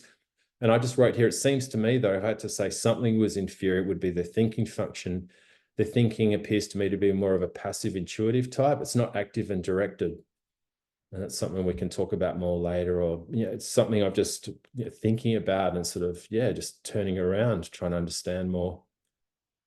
It's a quote of von Franz here. Why, in this case, and probably in many others, is the process, individuation, she was talking about, why is it linked with the motif of attachment to a certain place on the earth? This is the psychological problem of the genius loci. Certain specific places contain a genius, say a psychological potency, a kind of psychological factor bound to a tree or a lake, and with which a human person can get into connection. I don't want to say more about that. Let von Franz says it better than me. Aborigines have their own term for this invisible pool of the genius loci. They call it the connection to country. You rarely find them leave the general area of their spiritual homes unless for work or marriage, but they always return home, especially for their burials, of which I've seen far too many with the frightfully low life expectancy of, choke up, of Indigenous Australians. I've been to too many funerals there this year. It's very sad. See, Okoye Biano said, how cruel the whites look. Their lips are thin, their noses sharp, their faces furrowed and distorted by folds. Their eyes have a staring expression. They are always seeking something. What are they seeking? The whites always want something. They were always uneasy and restless. We don't know what they want. We don't understand them. We think they're all mad. I asked him why he thought the whites were all mad. They say they think with their heads. He replied, why, of course. What do you think with? I asked him in surprise. We think here, he said, indicating his heart. And that's from Memory Streams Reflections, where Jung's talking about meeting the mountain lake, Okwebiana, the Pueblo elder. That's a quote that's always resonated a lot with me. So C.G. Jung and the Sioux tradition. So Vine Deloria Jr., I'm not sure if you can see this when I'm holding up my very well tessellated copy. This book was given to me by a friend of mine. He's a lecturer at the University of Michigan, actually, Haji Bakara. He's sort of in the realm of human rights and literature. And he said, man, you've got to read this book. This book's been a game changer for me. To cut a long story short, he's found huge similarities, congruences, connections between the Sioux and Jungian psychology, but also takes great umbrage to the fact that Jung and all those guys, and he forgives them, but this idea that they're primitive and savages. But here's some really great quotes from this book I'd just like to share with you. In a letter to Heinrich Boltz, Jung gave a useful description of the difference between civilized people and the so-called primitives. The naive primitive doesn't believe he knows, because the inner experience rightly means as much to him as the outer. He adjusts his life of necessity to outer and inner facts, which does not, as we do, feel to be discontinuous. He lives in one world, whereas we live only in one half and merely believe the other or not at all. It's interesting, isn't it? It's that dreaming thing which Jung talked about in that seminar. It's going on. There's this whole, what's that Talking Heads song? There is a river underground. The Sioux open themselves to communications from nature, allowing nature to speak to them in dreams and visions, birds, animals, and even rocks, each representing the higher spiritual powers educated the people about the structure of reality. A recounting of Sioux traditions also offers us additional practical physical data to support further inquiry into the philosophical framework posed by Jung. In the exchange between Carl Jung and the Sioux traditions, we can find new sources of insight, vigorous comparisons, and synthetic opportunities, all of which should be considered vital to a continuing exploration of our world. And just one more quote from this book. I like this one. If Jung was searching for mandalas, he would certainly have felt at home on a Sioux camp. And, we know that image of the mandala of wholeness. And I just think that's quite funny, that quote. But yeah, I can't recommend that book enough. It was published posthumously. He died just before it came out. And I'm pretty sure his son and someone else got it over the line. But it's a really beautiful, challenging book too. But, if anyone's interested in that where Indigenous mythology and understanding seeing the world meets analytical psychology, it's a really great book. And I think this is really important. You think just before Jung died, he wrote Man and His Symbols. I think he was inspired or, encouraged to do so after the interviews with the BBC. But you think about all the things Jung could have written in Man and His Symbols, and this is one of the paragraphs that really resonates with me. So it was one of the last works undertaken just before his death in 1961. As scientific understanding has grown, so our world has become dehumanized. Man feels himself isolated in the cosmos because he is no longer involved in nature and has lost his emotional, unconscious identity with natural phenomena. These have slowly lost their symbolic implications. Thunder is no longer the voice of an angry god, nor is lightning his avenging missile. No river contains a spirit, no tree is the life principle of a man, no snake the embodiment of wisdom, no mountain cave the home of a great demon. No voices now speak to man from stones, plants, and animals, nor does he speak to them believing they can hear. His contact with nature has gone, and with it has gone the profound emotional energy that this symbolic connection supplied. It's that Promethean, the cost of consciousness writ large. So I love that quote. So I've just written here, there's a few last quotes. We're nearly at the end. Starlink satellites now crisscross and confuse the heavens of Pleiades system. So I'm just going to read a quick little creation myth from the Seven Sisters. So they're up in there. We see them, obviously the stars in the Kimberley. It's something I haven't talked about, but they're incredible. But this is a little creation myth about the Seven Sisters. The Minyu Peru began their journey as a big group of sisters and their mothers. At various places along the way, they lost members of their party until eventually only 7 sisters remained. At Kalipa, the Minyu Peru met a group of Jakaba men. It was the first time either group had seen members of the opposite sex. Ooh. The men tried to grab the women, but the Minyu Peru chased them off, hitting them with their digging sticks and leaving them where they fell. At Pangapini, the sisters met Eula, and he was an amorous old man who had followed them all the way from Roeburn. Euler grabbed one of the women, but her sisters tricked him and managed to rescue her. And the sisters ultimately escaped into the sky where they became stars. And so we've got this great creation myth of these 7 sisters escaping amorous men. And I was in the Kimberley only 3 weeks ago, and we were looking at the Pleiades, and there's Starlink. You see all these satellites now. They're like, everyone's like, these UFOs, I had to explain them. No, there's this dude, Elon Musk, he's got these. They're like, it's actually quite confronting, like they're everywhere. And so I wonder if they'll somehow incorporate the Starlinks into the mythology. This next quote's from one of my favorite books in anything to do with analytical psychology. Edward Edinger, the American analyst, in 1995 wrote this incredible book called Moby Dick and American Nekia. There's a quote here that is just pertinent for Australians too. But the theme of alienation may also have a particular relevance for the American mind, because all Americans, except for the Indigenous natives, are immigrants or recent descendants of immigrants. The experience of being uprooted from a mother country and transplanted to an alien wilderness is in the psychic heritage of us all. Most American genealogies go back to dissidents, malcontents, and outcasts, or alternatively, to the rejected, persecuted, and enslaved. Americans have always fancied that the future was theirs, but the lack of a past is a perennial source of cultural inferiority feelings, which we compensate by technological arrogance. You know, for Australians, for that license, so we compensate by materialism. And, you know, great quote, isn't it? And the myths are still with the Aborigines.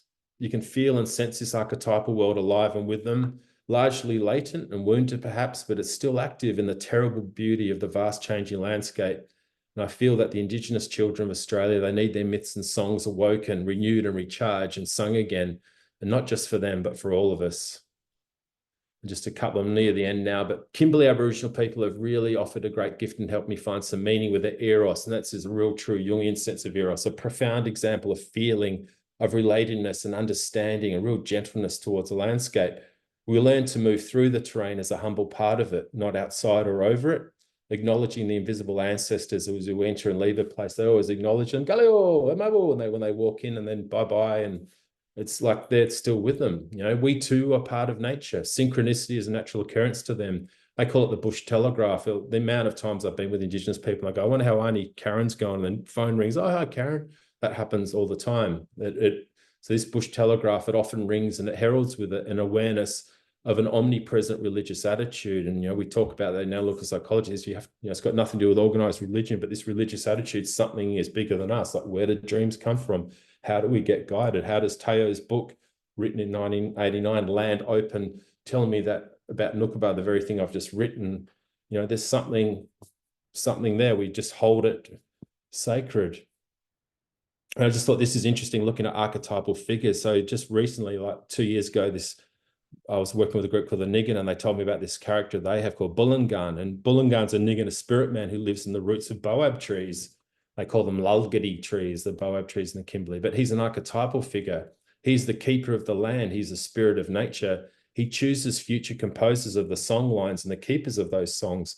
And he sees them, the best ones are those he sees fit and capable to find their way respectfully and not get lost. And I wrote here that Bullangan is both a light and dark figure, like Mercurius, and even experienced hunters can be led astray and perish at the hand of Bullangan if they get too sure of themselves, if they are being selfish, inflated, or hubristic. And, you know, that's an image from the Grimm's collection, Spirit in a Bottle. And here we have a, you know, guy lives in the spirit of a tree, sort of not that different. You know, this archetypal world, Jung was definitely onto something. Just 5 final quotes here. The decisive question for man is he related to something infinite or not? My next quote is one of my favorite. You know, Yeats has been a huge influence on my life. And this lovely quote of his, in dreams begin responsibilities. And there's 2 quotes from Vine Deloria here. Western science believed man could force nature to reveal its secrets. The Sioux simply petitioned nature for friendship. And that's from his foreword to that book, C.G. Jung and the Sioux Traditions. And then this great quote of Deloria Jr.'s here. The Jungian universe is compatible with modern physics, and that is because Jung sought to make it so. But it is also compatible with the worlds in which many tribal primitive peoples live and have lived. Space and time are flexible and not absolute. Space can be collapsed so that the psyche can be either the universe or a single point. and any point in the space can be the center. Time is also flexible. There are at least 2 time dimensions intertwined and moving in the same direction that we can experience. One we can observe and one we find through mystical and unusual experiences. Mind and matter seem to be 2 sides of the same coin, so do spirit and instinct. All 4 ideas can appear in different combinations depending on how we understand our experiences. Jungian psychology offers a comprehensive and expansive context in which to examine ourselves and the world around us. And the last quote of my talk goes to my bush mum, my judge, Bugra. And we were in a helicopter once, and I just thought it was one of the most profound bits of wisdom I'd ever heard. She yelled at the pilot, "Mate, we got to stay low to the ground, otherwise we might get lost." And it was just good wisdom to remember that we must stay humble and stay low to the ground, stay low to your story, and, you know, don't lose your path. And I've just got some pictures here now. I see we got like half an hour left, so I might just quickly show you some pictures. That was the picture for my talk, and that was a ceremonial chalcedony, a type of quartz. I believe there might be some geologists in the room, but yeah, it was told the elders, we find these things, we GPS them, we mark them, we leave them where they're found, unless they're really sacred objects, but we generally don't get anywhere near those areas. But this would have been a rock that the Mabin men, the shaman, would have used for ceremonial purposes a long time ago. A friend of mine, Harry, that's me in his sunglasses. I don't know if you can see me image there. Harry actually went to India, and they all thought he was Indian when he was over there because he captures camels. There's lots of camels in the Australian desert. They came out in the 1880s with the Afghanis. They were like the road trains, the trucks of the day. But Harry's a wonderful character. I just love that picture of the Aboriginal kids playing footy. They're very good at Australian football, and that's on what they call a bull catcher, so the thing that rounds up the wild cattle on the ranch. That was on Christmas Eve. That was like their version of Santa driving around. I think there was about 20 people on that bull catcher. There's a guy, Travis, he caught a snake. And, you know, it's interesting. Well, even if we got lots of food, they'll always still want to kill something. The instincts override everything. That's a black-headed python. So that was eaten for lunch that day. We took this photo only a couple of weeks ago, this beautiful rare gecko that we found. You know, like just an incredible creature. No eyelashes, just this insane omniscient eye that it had. Good friends of mine, that's Quentin on the left, and Dougie and Jana with their little daughter. That's like you see the sun setting through a haze there, but down by the river, dried up riverbed. Roche, another friend of mine, young Indigenous girl, going to become a lawyer, sort of work closely with her, very special person. They're like just some kids in the community. I rescued a tribe. One day I was driving back to a community at night, and I think I ended up having like 26 people in my ute, basically a whole tribe, the Wollonguru people. There's the Southern Cross, the Milky Way at nighttime, a time-lapse photo. You can see some boab trees, maybe Bullingun, the spirit man's down the bottom of them. But yeah, the stars in the Kimberley are incredible, like really, really free of light pollution. But of course, now we've got some Starlinks flying around. There's Rosie, a friend of mine. I help one old group of old elderly women with they keep their culture alive through paintings and teaching the young girls how to paint. You know, often I've swam out there and been out these places, you know, it's pre-lapsarian. It's like, you know, if they weren't wearing the sort of Western clothes, it literally feels like I could have been out there thousands of years ago. I have sometimes this very strong feeling of like being in another place, another time.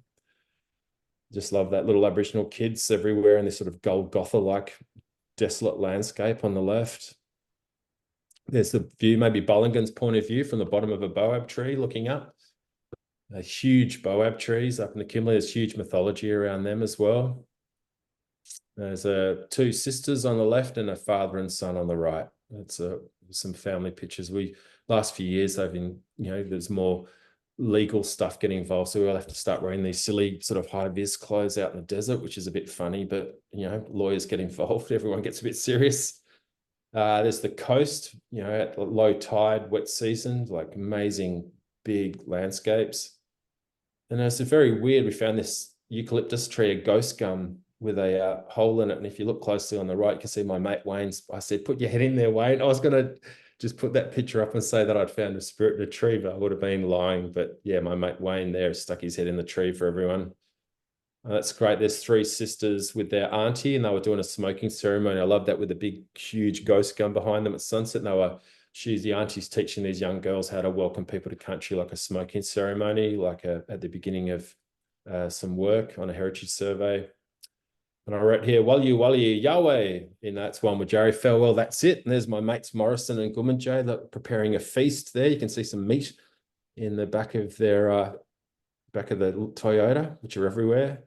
And yeah, that's it. And there's the moon coming up over the Kimberley. So look, thank you very much. I hope you found that enjoyable. It was kind of non-linear, but I just wanted to talk around a lot of the influences on me. So yeah, thanks. That's it, Judy and everyone. Thank you very much. Wow.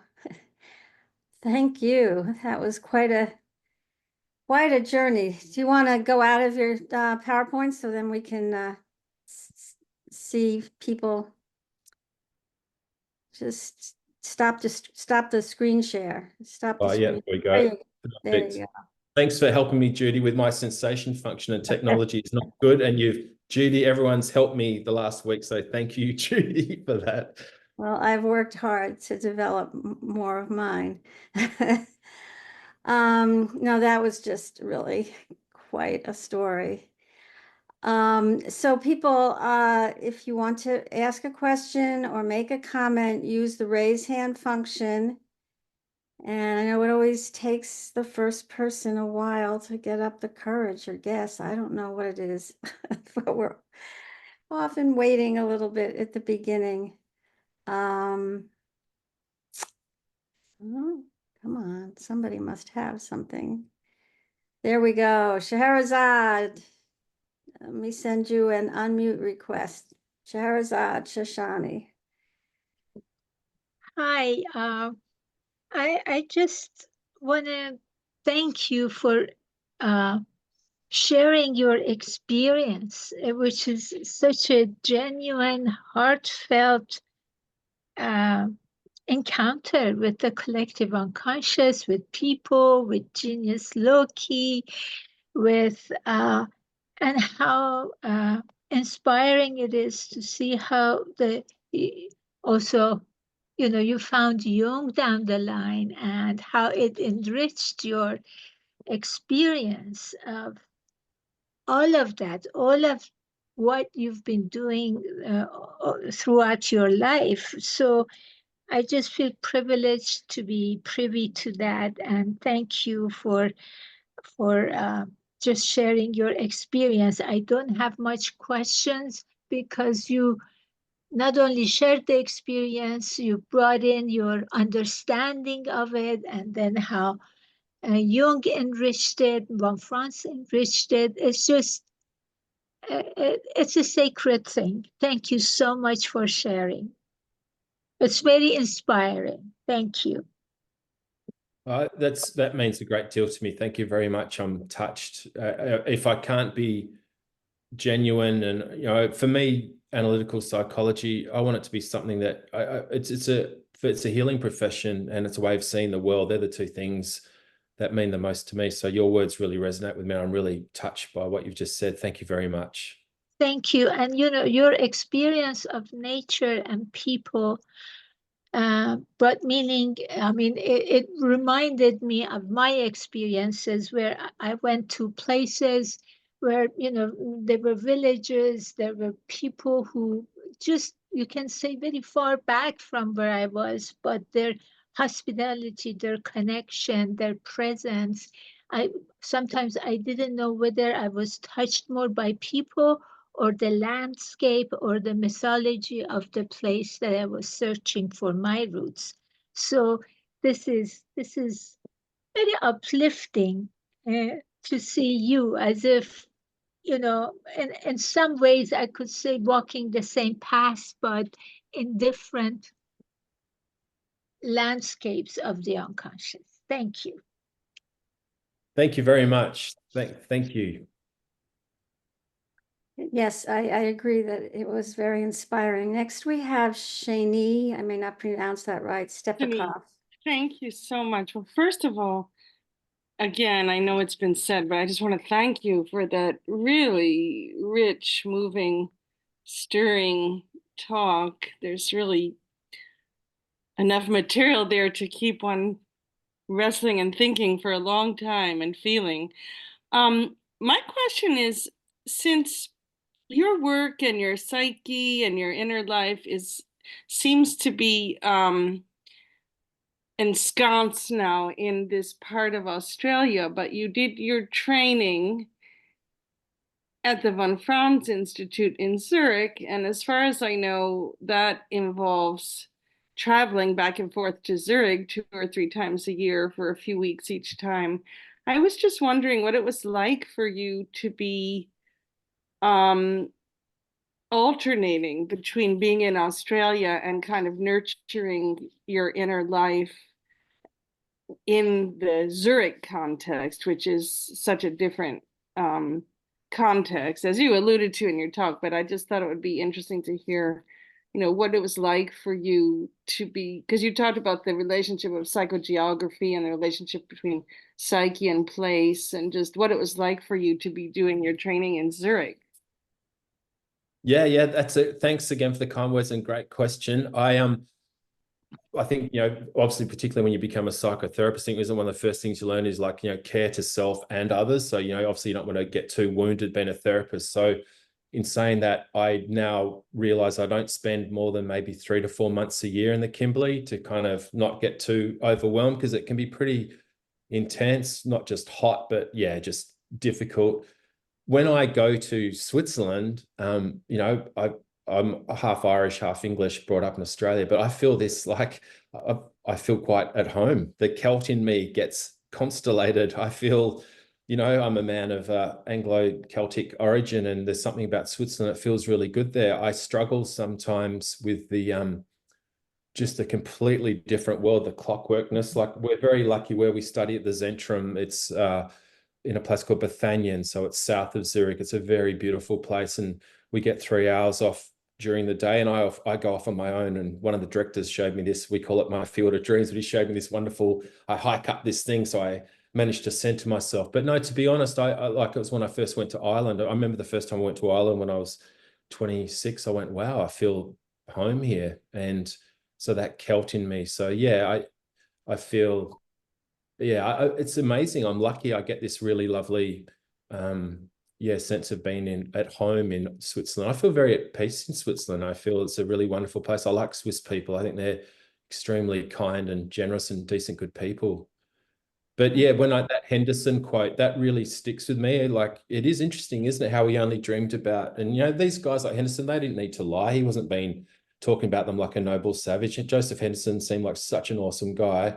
And when I heard that, like, isn't it interesting? Like, why do we only dream? And I literally do. I had one dream, the first block course I went to, where 4 Aboriginal men, like warriors, and behind them was a pallet of bricks that, to begin building a house. And I just said to them in the dream, I'll keep helping you guys, but you have to treat your women better. And that was the dream.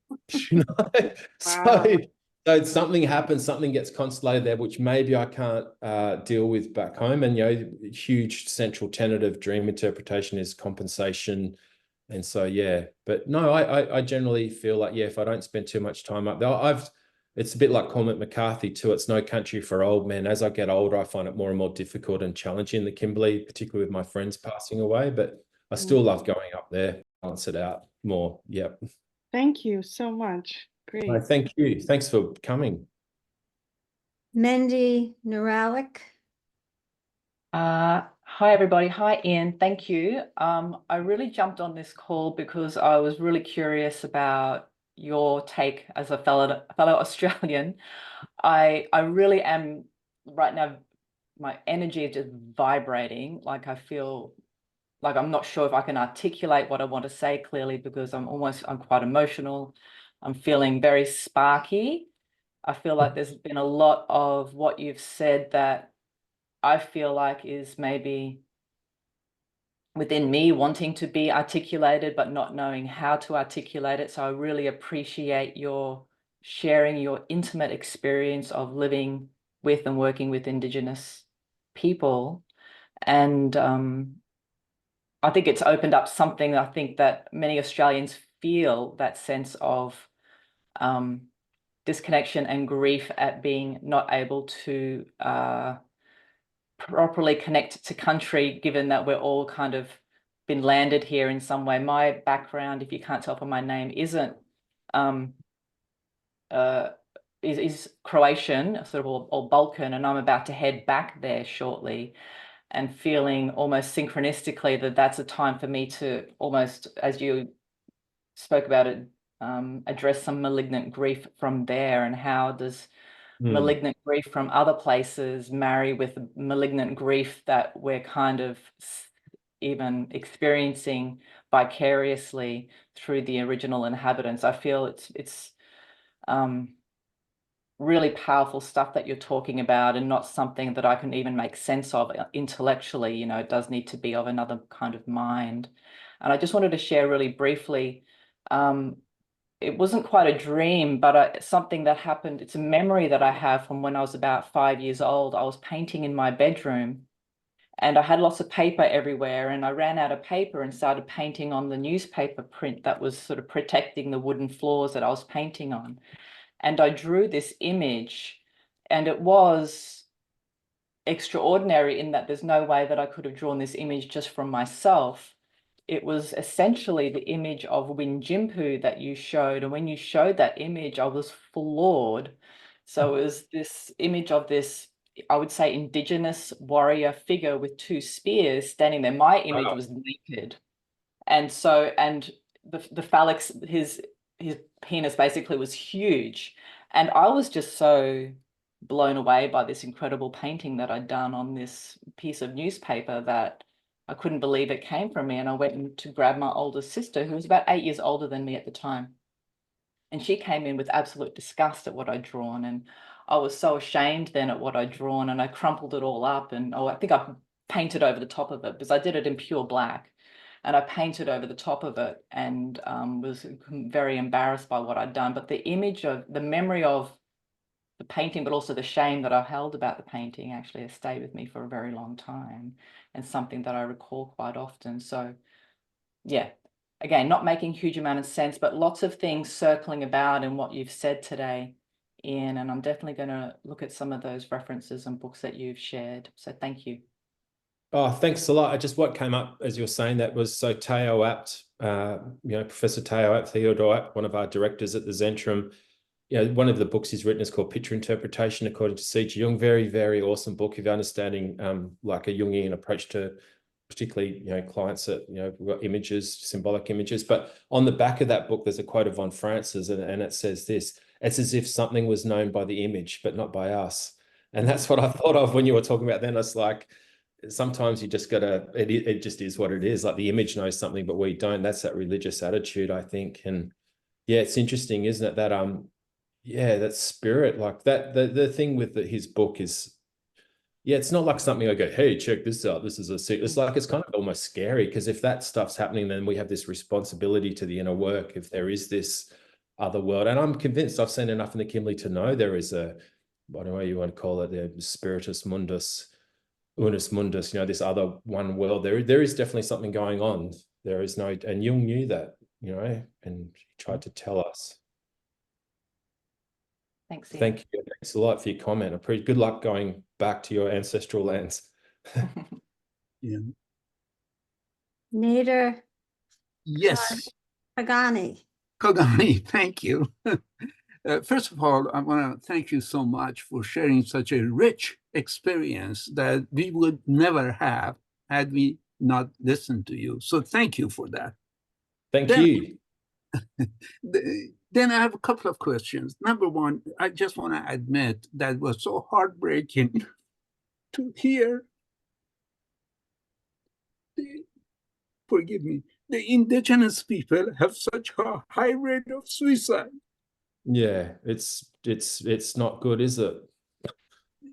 It's just heartbreaking. And then also, on another question, I know Frit through her website, and her very wise Jungian comments, and she seems so insightful. So basically, I wanted to ask your experience with that Jungian analyst, Frit. Ask me my experience of working with Frith Luton? Yes, please. Well, I probably saved my life. I'll tell you how I found Frith Luton. I was in British Columbia when my life, to quote Tom Elstner again, went snap, crackle, pop. It was depression. I was in a never medicated. I reckon I was depressed, lost, proper. Maybe I can understand my Aboriginal friends. I was in an abassement de nouveau mental myself. I was messed up. And I looked at some Jungian analysts in British Columbia and I talked to a couple and I just didn't get the Aboriginals call it lian. I didn't get a good feeling from them. I felt one guy was a bit like, why should I work with you? Like, oh. And then I was listening to a podcast where Frith was speaking and somehow she said something. I went, that's the woman I have to work with. And I rang her up and I've been working with her pretty much weekly ever since. And yeah, it's to find a really good analyst, one that you trust and one that supports you and gives you a good kick in the bum now and again. And also you can kick them now and again, but when these dreams started coming up, it wasn't until the third one where she said, you've got to seriously think about going to Zurich. Now that it's a bit, imagine what it was like trying to tell my family and friends, like, oh yeah, I'm going to start studying in Zurich. It just seemed bizarre and people still can't really wrap their head around it unless they're in the field. So I think it's been challenging at times working with Frith, but like all good relationships, I think it becomes the temenos, as Jung said. It's very crucial, and I highly recommend anyone who is if you work with someone to, sometimes what might be the very thing that you find most challenging might be the very thing that you need to endure to grow, to develop that inferior function, or to deal with that complex properly. But yeah, it's been good. Please give her our love from long distance. We don't know her in person. I haven't worked with her, but nevertheless, there's this love just looking at the websites. So please give that to her. That's really nice. I will for sure. She might have been listening in. There were some family health things in her family, but not her family members, but she might be listening in if she's there. I'm sure she would have been stoked and very touched to hear you say that. So thanks, mate. Thank you. Thank you. Neil Calvert. Hi there.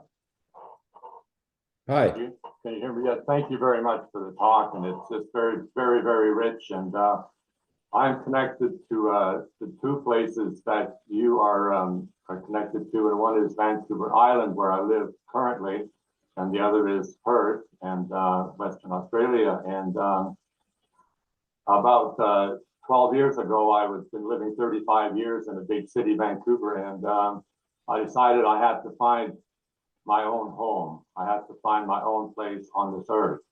And I had no one I knew talked about such things, but I felt I had to do it. So I started camping in the summers, and I would go out. And once I was out for 3 months, and I used to joke that I was on walkabout. And eventually, after about 4 years of going out every summer, I found my place, which is Campbell River on Vancouver Island. And when I realized it was my home, I almost collapsed on the street in gratitude for having found my home on this earth. And when I went to the museum for talks here and so on, it's a town of about 30,000. And the first time I heard the native language being spoken in the museum, I burst into tears. So that was my connection. And according to anyway, spiritual teachers that I've worked with, they tell me that I've lived here in the distant past. So for those who believe in that kind of thing.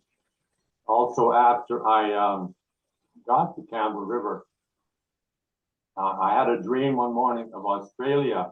It was one of the most uplifting dreams I'd ever had. In fact, in the dream, I was going to Australia and I was just very, very happy. And I was actually going to Perth. And I had never considered much about Australia until then. And so I started just scouting around on the internet on Perth, Australia, and just seeing what it was about and so on. And eventually I came across the Buddhist Society of Western Australia. And so I started, it seemed interesting. So I started studying with their teachers and the monks in the BSWA. And I listened to hundreds and hundreds of talks of Buddhism, and I'm a survivor of toxic, violent, fundamentalist Christianity.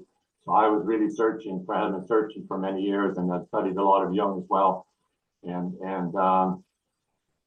So I've been studying with these monks online for about 8 years and so on. And this week I took membership out in the society, the Buddhist Society of Western Australia, and this is the answer to the peace of mind I've been seeking and out of my background. So it's nice to meet someone from Australia, and just good luck in all you do.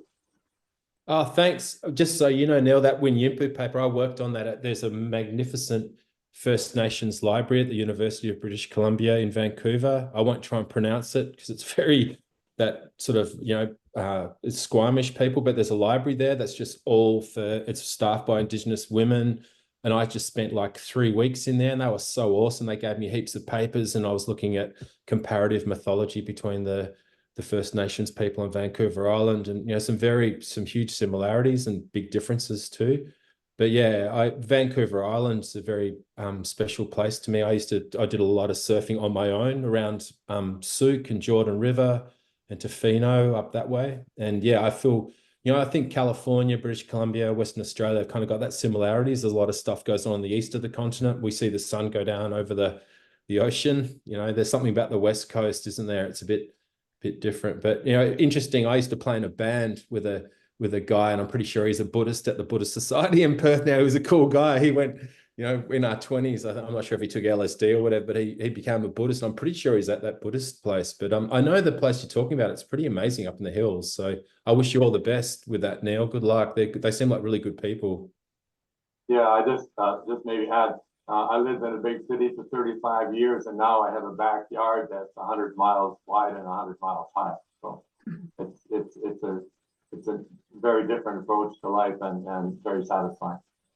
Well, yeah, nourish it, enjoy it. That's great. Yeah, thanks again. Thank you. We're at the 2-hour mark, but if you can stay, there is one more hand raised. Carrie Petheridge. Try to get the name right. Hi, can you hear me? Yeah. Yeah. Hi, Carrie. Hello, Ian, and hello, everyone. I came on because I'm also an Australian, and I just wanted to say that I've had to go all the way to the East Coast, to the West Coast of the States to hear about you through the Jung Club of Orange County, which I've been, I've been on the email list for quite a lot of years, and I'm on the East Coast of Australia, and I don't really know what I want to say, but I'll just try and say a couple of things. That Australia is so large. I was just looking at a map the other day. It goes from London to the further edge of Turkey. Like if you see Australia on a map of Europe, it's just, we are such a large continent, and from the east to the west coast of Australia is really a very, very long way, with these big, massive, big world-sized deserts in the middle of it. And so it's curious for me that I found out about you and your work, Ian, from the Jung Club of Orange County, who's gone online during the pandemic. And my experience, I did just, like so many people, I was online on Zoom calls all through, from 2020 onwards, and often with the Northern Hemispheric groups. And I was also doing a lot of family constellations work, which is really close to my heart, and I discovered its potency and its transformational capabilities. And the understanding of Australian Aboriginal ancestral teaching and the dreaming is very little understood in those groups I was participating in. And so anyway, I'll just cut that short, but to say I'm really pleased I found out about your talk. I'm really pleased I listened to it. Like Mendy, I feel pretty overwhelmed because you packed an incredible amount in there. Some of it is very emotional because I feel that grief too. And it's difficult to share. People don't understand it. And, we have these huge monumental occasions of like grand football games. And these things went all the way through the pandemic. There was no collective grief. There was no grieving space. There was nowhere for people to acknowledge how much had changed in personal relationships and interpersonal relationships, one-on-one collectively during all these, these last 4 or 5 years. But the football games went on. And, that's not my space. When I was young, I enjoyed football, but I'm in the second half of my life, and it's Jung, who talks to me, and culture and mythology and poetry. So thanks for bringing all that in. I'll be listening to it again and again. And I really appreciate that you've brought the West and East Coast of Australia together.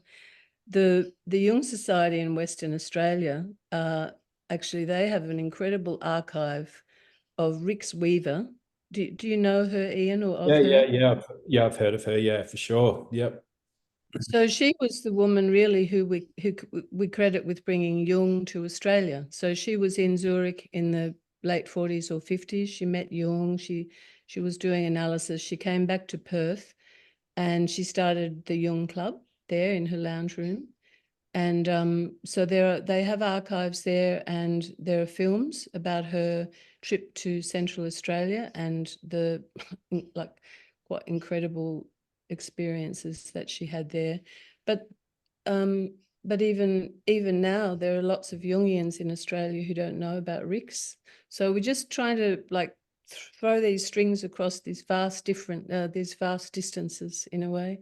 Anyway, Yeah, there was Australian, thanks for all that. There was an Australian woman with the surname Bates, her family Bates Sudlery, but she was one of the nurses of Jung in his final years, I believe, I'm pretty sure, or she was around in that time. But like there's a really good book, Claire Dunn, most of you people here, and I know it's time, I've got to race, so I'll just say this quickly. She wrote that book, Carl Jung, Wounded Healer of the Soul, with the pictures in it. She also wrote a book, funny enough, 20 years before it, called People Under the Skin, which is about being an Anglo-Celtic Australian and coming to an awareness of the Indigenous people. So once again, someone in the Jungian world had already been investigating, that space. So that, yeah, Claire Dunn, you can have a look at that, find that book. That Wounded Healer of the Soul is a great book, but yeah, she wrote a book called, I'm pretty sure it's called People Under the Skin. So there you go.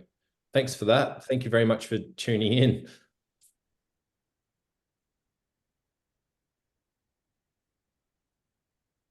Whoop, I can't hear anything.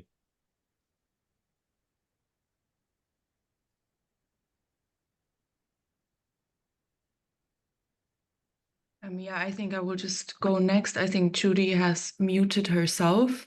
But let me just fill the silence with a question. Thank you very much, Ian, for that very inspiring. Sorry. I didn't realize that. Yes, you're next. Sorry. Yeah, thank you so much for that very inspiring talk. I was wondering whether you could perhaps elaborate a little bit on the connection between geography and the human psyche, maybe by using these song lines as an example. So the way I understood it is that they are kind of referring to routes that traverse the land, but that they are more inherent to like the minds of the Aboriginal people than the land itself, kind of. So where do they come from? You said that they actually sing the songs to find their way. So where does that connection come from? That seems to be living in this kind of in-between space. Well, that's a really good question. So the song lines, so I'll just go first to the Indigenous people learn the songs of their country. So that, say, from Zurich to Lucerne, that tribe learns those songs when they're going through initiation, boys and girls going through that, they learn these songs. The songs are in, from what I understand, are like rhyming couplets, sort of like an Indigenous form of an iambic pentameter. But, it's like literally mentions geography tied in with a story. Once again, I try not to ask what they're actually singing about, because that's kind of their business. And it's why I've survived working with Aboriginals enough for me to know it exists and respect it. Bruce Chatwin in the book, The Songlines, talks a lot about it. These songlines crisscross Australia. And the truth is, literally, if you know a song, and the elders like Boogra and Peter Clancy, they told me they could sing a song that would take them 2,000 miles across Australia by singing the country into existence. They know the song. And one of them, an archaeologist who's actually French-Canadian, guy called Daniel Vachon, the Aboriginals call him Jungler, like brilliant, very smart guy, speaks fluent Walmajari and Nigina. He was telling me once, it's not that different to you think about it to like Homer's Odyssey or something like that. I know some of those islands or whatever are kind of made up, but if you know your song, if you know your history, you like literally sing it. So when we were going back to this place, the only way they knew to get to the Gila that we went to, the waterhole, you know, it had a song connected to it. And so by singing the song, they could find the Gila, because, you know, like, I don't know, what would be something as simple as like 2 hills to your right, Mesa to your left, Ghost come to your right, but literally sing the song. We had to slow the cars down. So they were singing, and you could hear them, like when we slowed the cars down, the song became more rhythmic, and it was congruent with the landscape itself. But yeah, I'm pretty sure I'm sure maybe if you walk around Dublin to Joyce's Ulysses, that might be a song line in itself, or to Leopold Bloom, or yeah. So I'm not too sure exactly how it works, but I'm pretty sure literally the idea being that the song lines crisscrossed Australia. And if you knew your song, you could sing yourself through the landscape. So if you think about that, Jung talked about psychic mimicry. If you learn the song, then you can find your way, because isn't that why most people end up in therapy? Isn't it? They're lost. And so like symbolically, that's what happens. You just get lost, you're depressed, you're sad, you break up with someone, you're lost. But if you can find your song, whatever your song is, and you'll always talk about, you have to find your story. Like, you know, it's so important to find your story in life. And I think the story is akin to the song.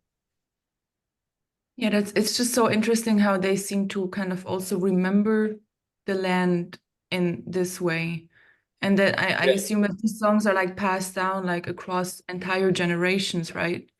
That's exactly right. So you can imagine what happens then when they forcibly remove the people from their ancestral lands and they're in a place where they don't know the song.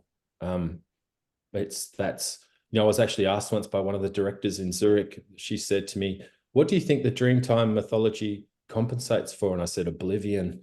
You know, and if you don't have those songs, you have a culture that unfortunately is in a predicament. Like, I've seen way too much of it. But you know, in saying that, it's not all bad. There's huge movements. And I'm sure it's happening in British Columbia. I've seen it. It's happening in Australia and America. Like, a lot of people understanding, like, my favorite term is walking in two worlds. Like, yeah, like literally that's what Jung said at the end of his life. You know, we've gone too far into consciousness, but the pendulum's maybe going to swing in the middle, where it's got a really good understanding of how important the Indigenous, the unconscious world is, and consciousness. You know, you find that middle between the two. Yeah. Thanks for your question. Thank you. Find your line. That's why I muted myself, because I'm coughing. So this will be the last one. Susan Bernstein. Oh, hello. My husband, Jerome Bernstein, with Phil Deloria, edited the C.J. Jung and the Sioux traditions. And wow, that's his name just there. Yeah, and yeah. You mentioned it, and it's a very interesting book, especially for Americans that are very intrigued with American Indians and the philosophy. You know that Vine Deloria was a famous American activist in the 60s. He started AIM and that was what he was first known for.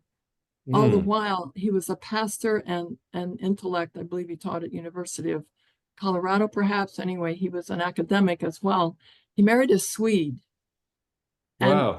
And Phil Deloria, who edited the book with Jerome, looks like a Swede. And for a long time, he taught Native Americans at University of Michigan. So he had a very interesting life. And he and his father both wrote books.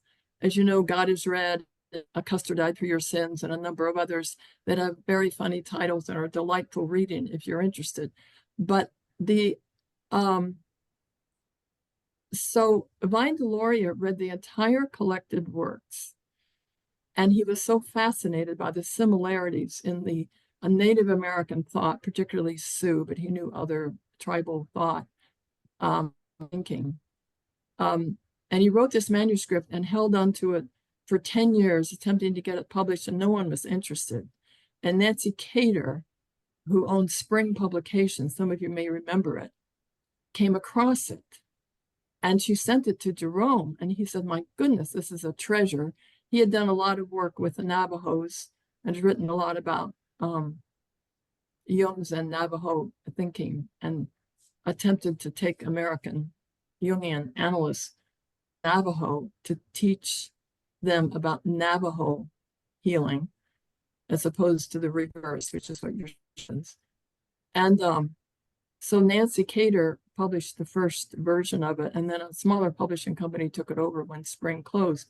But if you're fascinated with this and you're a Jungian, it's very academic, very full, very rich, and well written. And Phil and Jerome took out a lot of the things that were sort of not quite right for publishing, but it's almost 99% his manuscript. And he died a few weeks before they got into the depths of the editing, but he knew well before he died that it was going to be published. And Phil's mother took over the rights and sort of approved the full publication of it after his death. So I recommend it if you're an American Jungian and are intrigued with this combination. Well, I can't believe, yeah, wow. That book changed my whole, like any whiffs and hints I had. So my friend Haji is a lecturer at the University of Michigan. I think he was aware of Philip Delora, and Haji was aware of Vine Delora and all these books he'd read, like God is Red and Custard Die for Sins. And he said, mate, you won't believe this book. And, look, you can see how much it means to me. This book has been like a confirmation, and it's like it's opened the door. And once again, what I love, because it's coming from an Indigenous person telling us, it's not us projecting something onto their kind of their stories. And so I'd love to contact Jerome, but if you could say personally how much it's changed my life, and please thank him on my behalf. And thank you so much. Jerome passed away last year. I'm really sorry to hear that. It's well, can I just pass on to you just how much the book really means a great deal to me. It's a real gift. Thank you so much. Well, and I want to add to that we had Jerome present an all-day conference to us back in 2018 called Borderland Consciousness, Climate Change, and the Western Psyche. Yeah, before the pandemic, we used to have an all-day conference once a year. It was a wonderful, wonderful conference, and we do have a link to the audio file of that conference on our past programs website. And it was, very wonderful. And we were very sad when we learned of his passing last year. Yeah, that book also has a lot about Native American thought as well. The Borderland book. Yeah. Right. I'm going to find it. Thank you. Thank you. That means so much to me, because I can't tell you how much that book has changed my life. So thank you. I'd also just want to say that we're aware that we have a group of a small audience in Australia, and we're always so happy to have them whenever I'm scheduling. When I'm scheduling Europeans, because of the time difference, I have to have them in our morning. But when I'm scheduling Americans, where it could be any time, I always say to them, well, if we schedule in the morning, we'll get the British. And if we schedule in the afternoon, we'll get the Australians. So we're very aware of an increasing link between the Orange County and the Australian Jungians, and we're happy to keep it going and growing. And you've certainly made a big contribution to that process. So thank you so much. This was really, really wonderful and very exciting and very inspiring. And hope to see you all in October to learn about the dragon archetype. And till then, bye-bye, everyone. Thank you very much. Thank you.